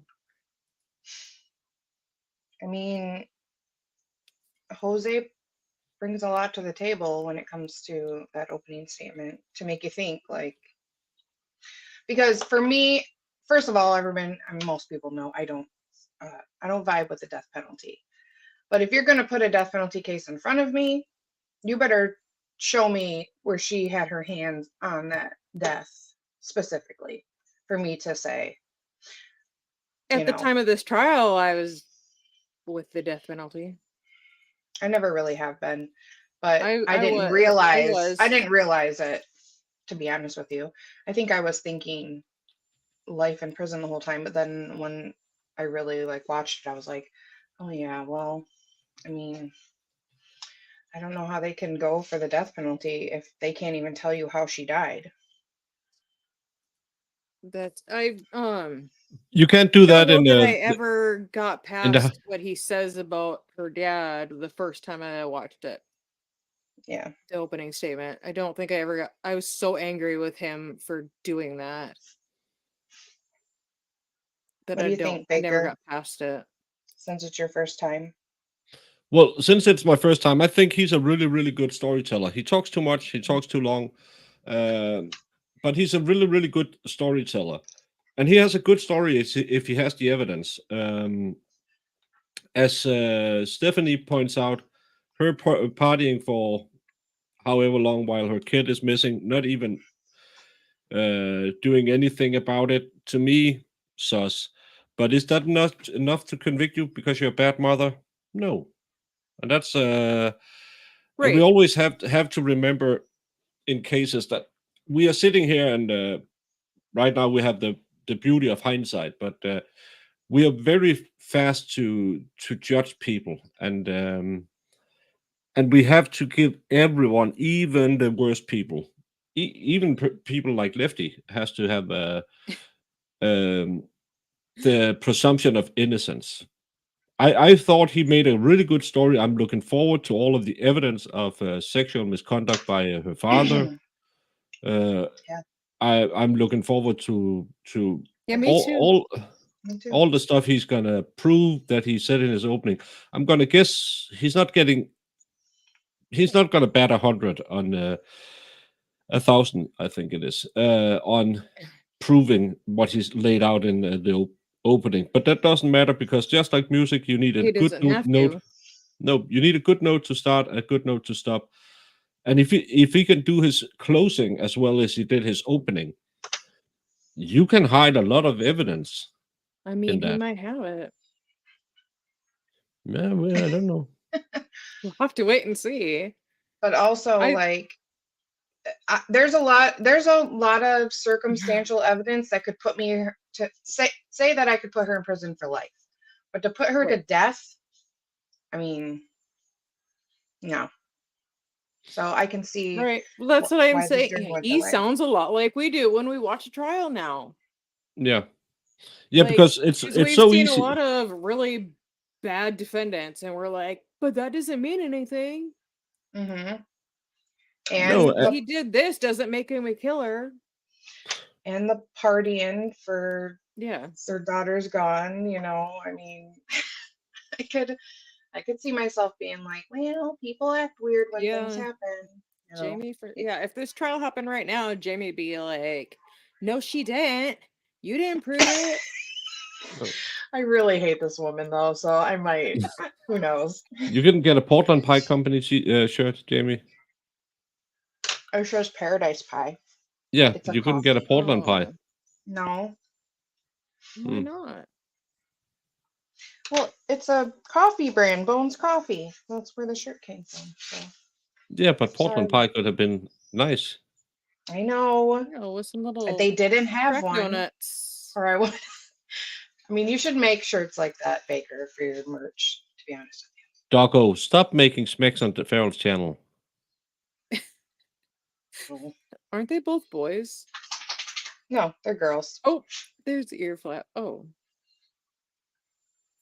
Okay. That's better. What? It was just the ear flap. Oh, yeah. Look at them. They're like, why are you talking about me? No, but no, I think it's he came off as a very, very competent defense lawyer. He hit all the marks. As always, I would love them to never go more than 45 minutes because he didn't really prove anything. And talking about a three-legged horse and a fly on a leash, yeah, it's fine that you have to discredit the expert, but none of the jury will remember which expert you talked about. So I think American lawyers have the best thing each law school could do the next semester was saying, the first guy who goes over 45 minutes in an opening or closing gets a taser. Ooh, that would be Because exciting. they are wasting I want that job. everyone's time. Everyone's time to. Mhm. I agree with it in theory. I Some just people- don't trust the government to get it right. Some And people that I I don't agree agree with. some people Yeah, I that's thought I think we should still be able to lynch in the streets, but Yeah. I always get that ethical conundrum: who kills the killer? And if you say, well, the guy who pulls the switch, injects the needle, turns on the power, whatever they does, he's somehow not a killer. Right. Then you can say, well, the IRS agent who he had to unalive those dogs, he's not culpable. Those dogs were ruining his job. Government, and we know how bad the government. We're following a case where a guy who saw his daughter 40 hours in 4 years got custody. Mhm. He had, I believe, 7 felonies, but the judge said, yeah, I'd be fine. Yeah, he's good. Didn't we watch with David a documentary about an executioner? Am I imagining that? I feel like we talked about it. I feel like we watched a sounds really documentary about familiar. him. Yeah, I thought we did. I don't remember. Oh, He was it like was like a that- famous. yeah, it was the He did like that Dorothy lady. We watched that documentary on Rumble, and a guy that she talked to was an executioner. okay, and I think Is we that were what you're going to thinking of? watch something about him too, and then maybe it was just on her thing though. Yeah, he had a big part of it because he was just talking about like he just does these things and goes home at night and just has dinner and like nothing. Okay. Look who's home from vacation. Who's home from vacation? Wendy? Wendy. Hi, Wendy. Hi, Yeah, Wendy. she was Yeah, she was on last night. Lego last night. She was. And she was thinking about David while she was on vacation. Oh. I'm sorry for you. She even took pictures.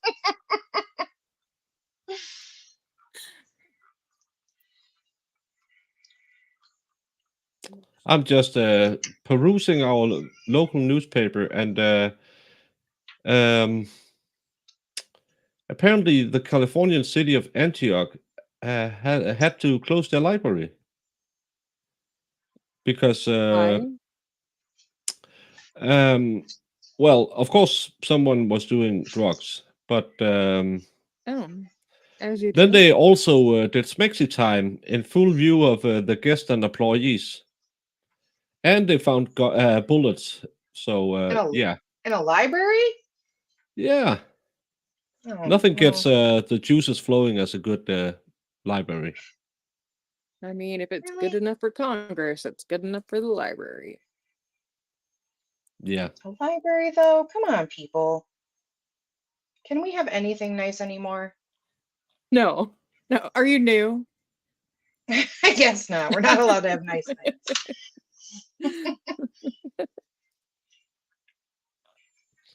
no, it's yeah. Oh, I feel sorry for What? you. Yeah, I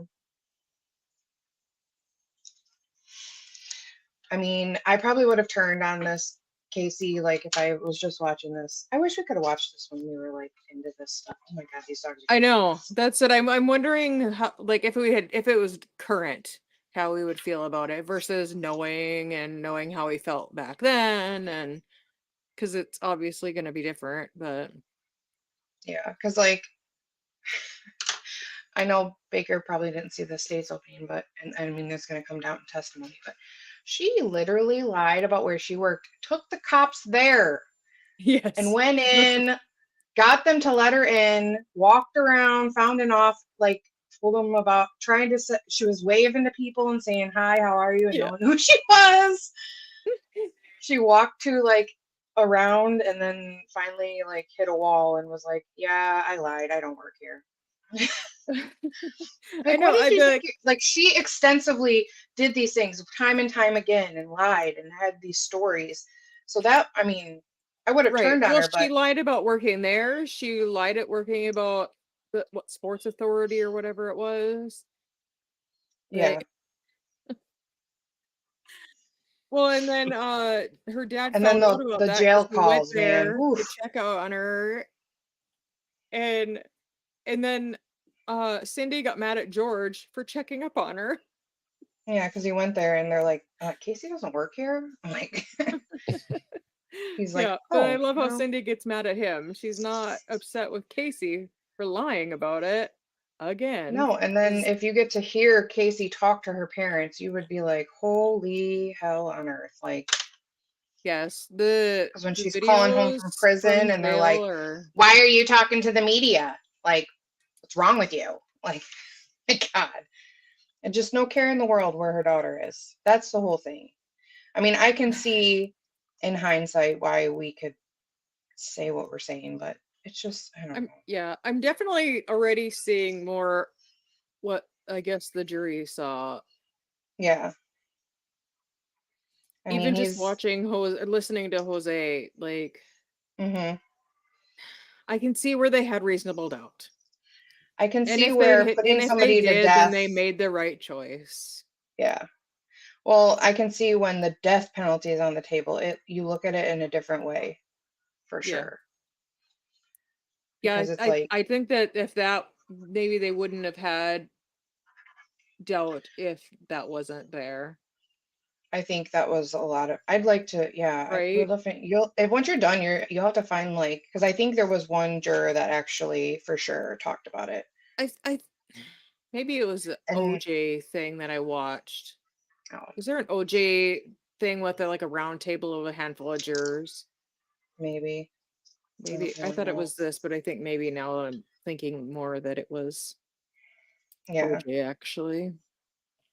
but it was, yeah, like, I can't wait until we get some of these phone calls because I remember them being like really ridiculous. Yeah, she was.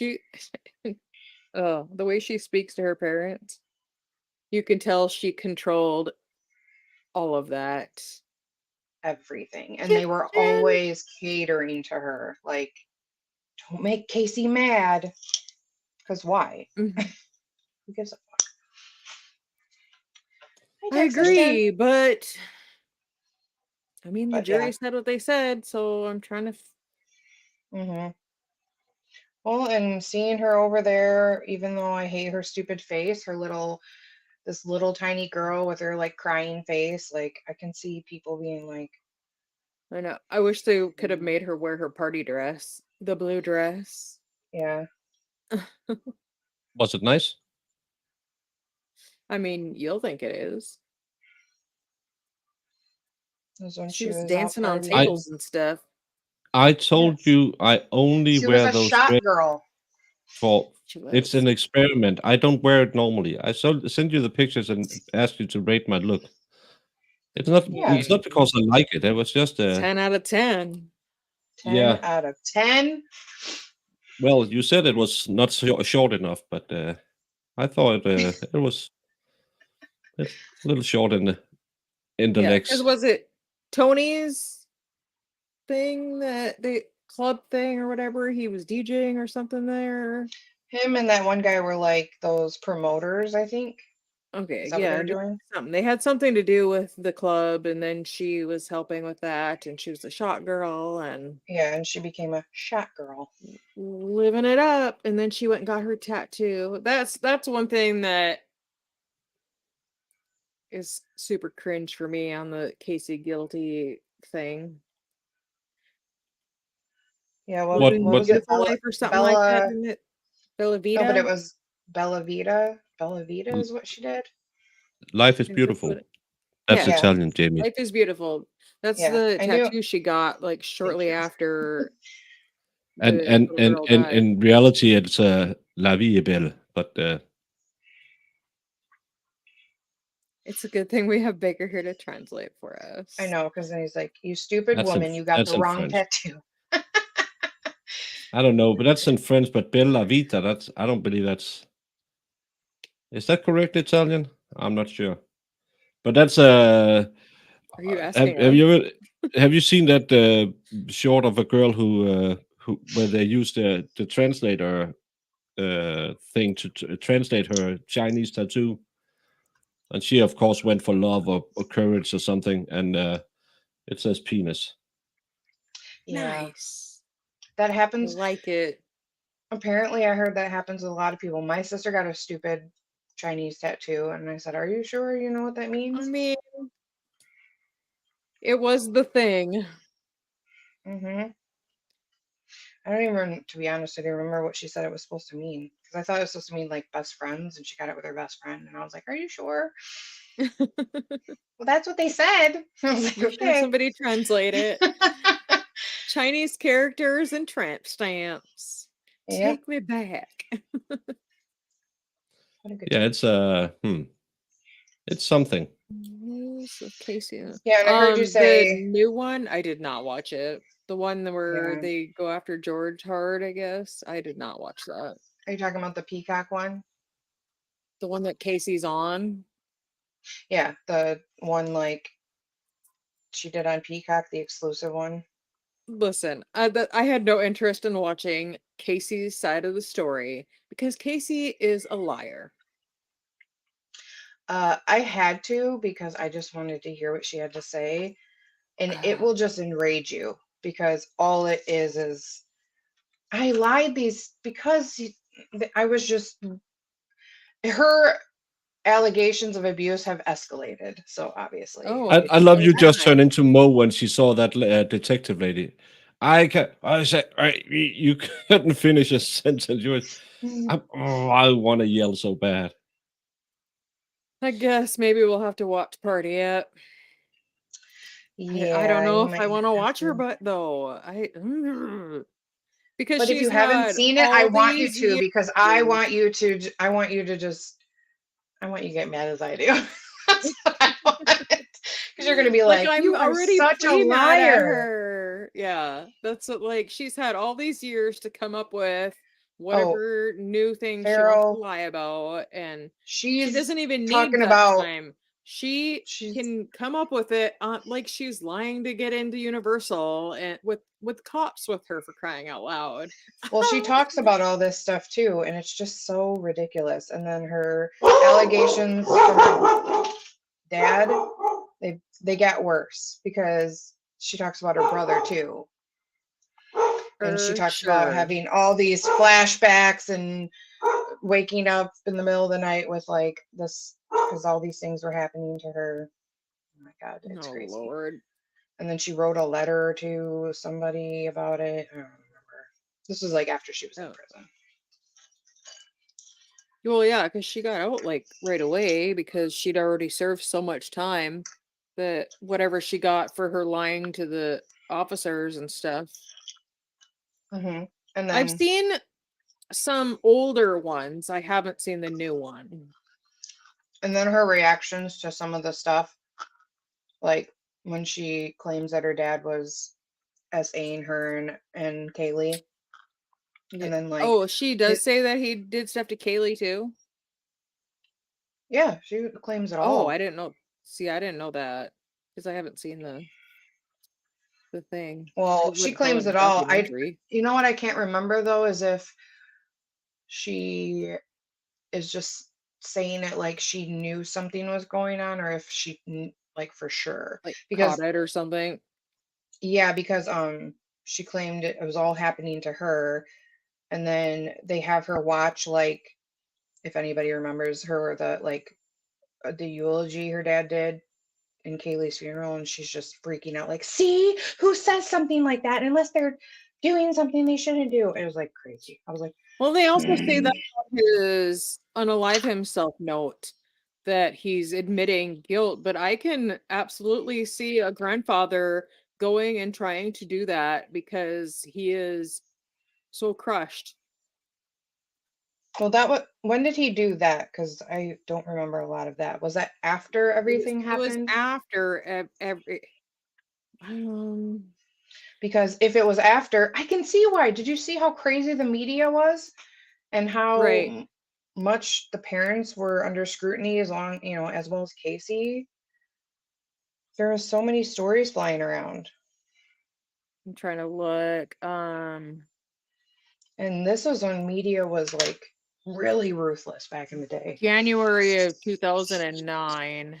So it was after she was found. Because Oh wasn't she yeah, found in like November or December? then that makes a lot of sense to me. Why wouldn't he? Yeah. That's and yeah. I just the way that they tried to use the defense uses his note to act like which is that part's not in the testimony his first time on the stand. That comes in on his second time on the stand. Mm-hmm. Well. All right. I have a toddler melting down, so I'm gonna end this.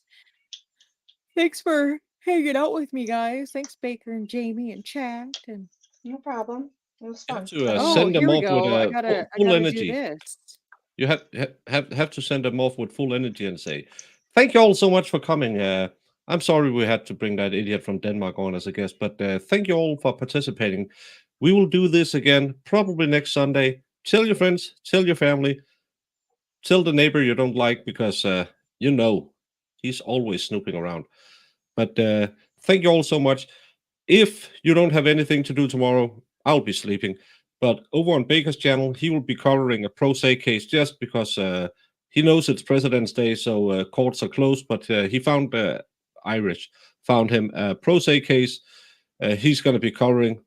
There's no real reason to watch him other than Jamie will probably be there as well. And remember, the first, the best, the greatest president of these United States is Mr. Benjamin Franklin. and we will celebrate him tomorrow. But if you don't celebrate Ben Franklin Day, you can go watch the baker, and you can go hang out in his Discord sometimes because he will notify you when I'm live. Fair and loud. Wow. That was- Awesome. And I won't even do that to you, Jamie. Jamie, you'll be over at Baker's. Good, because I was Yes, like, I don't Christine, know what we'll you were do gonna say. mood again.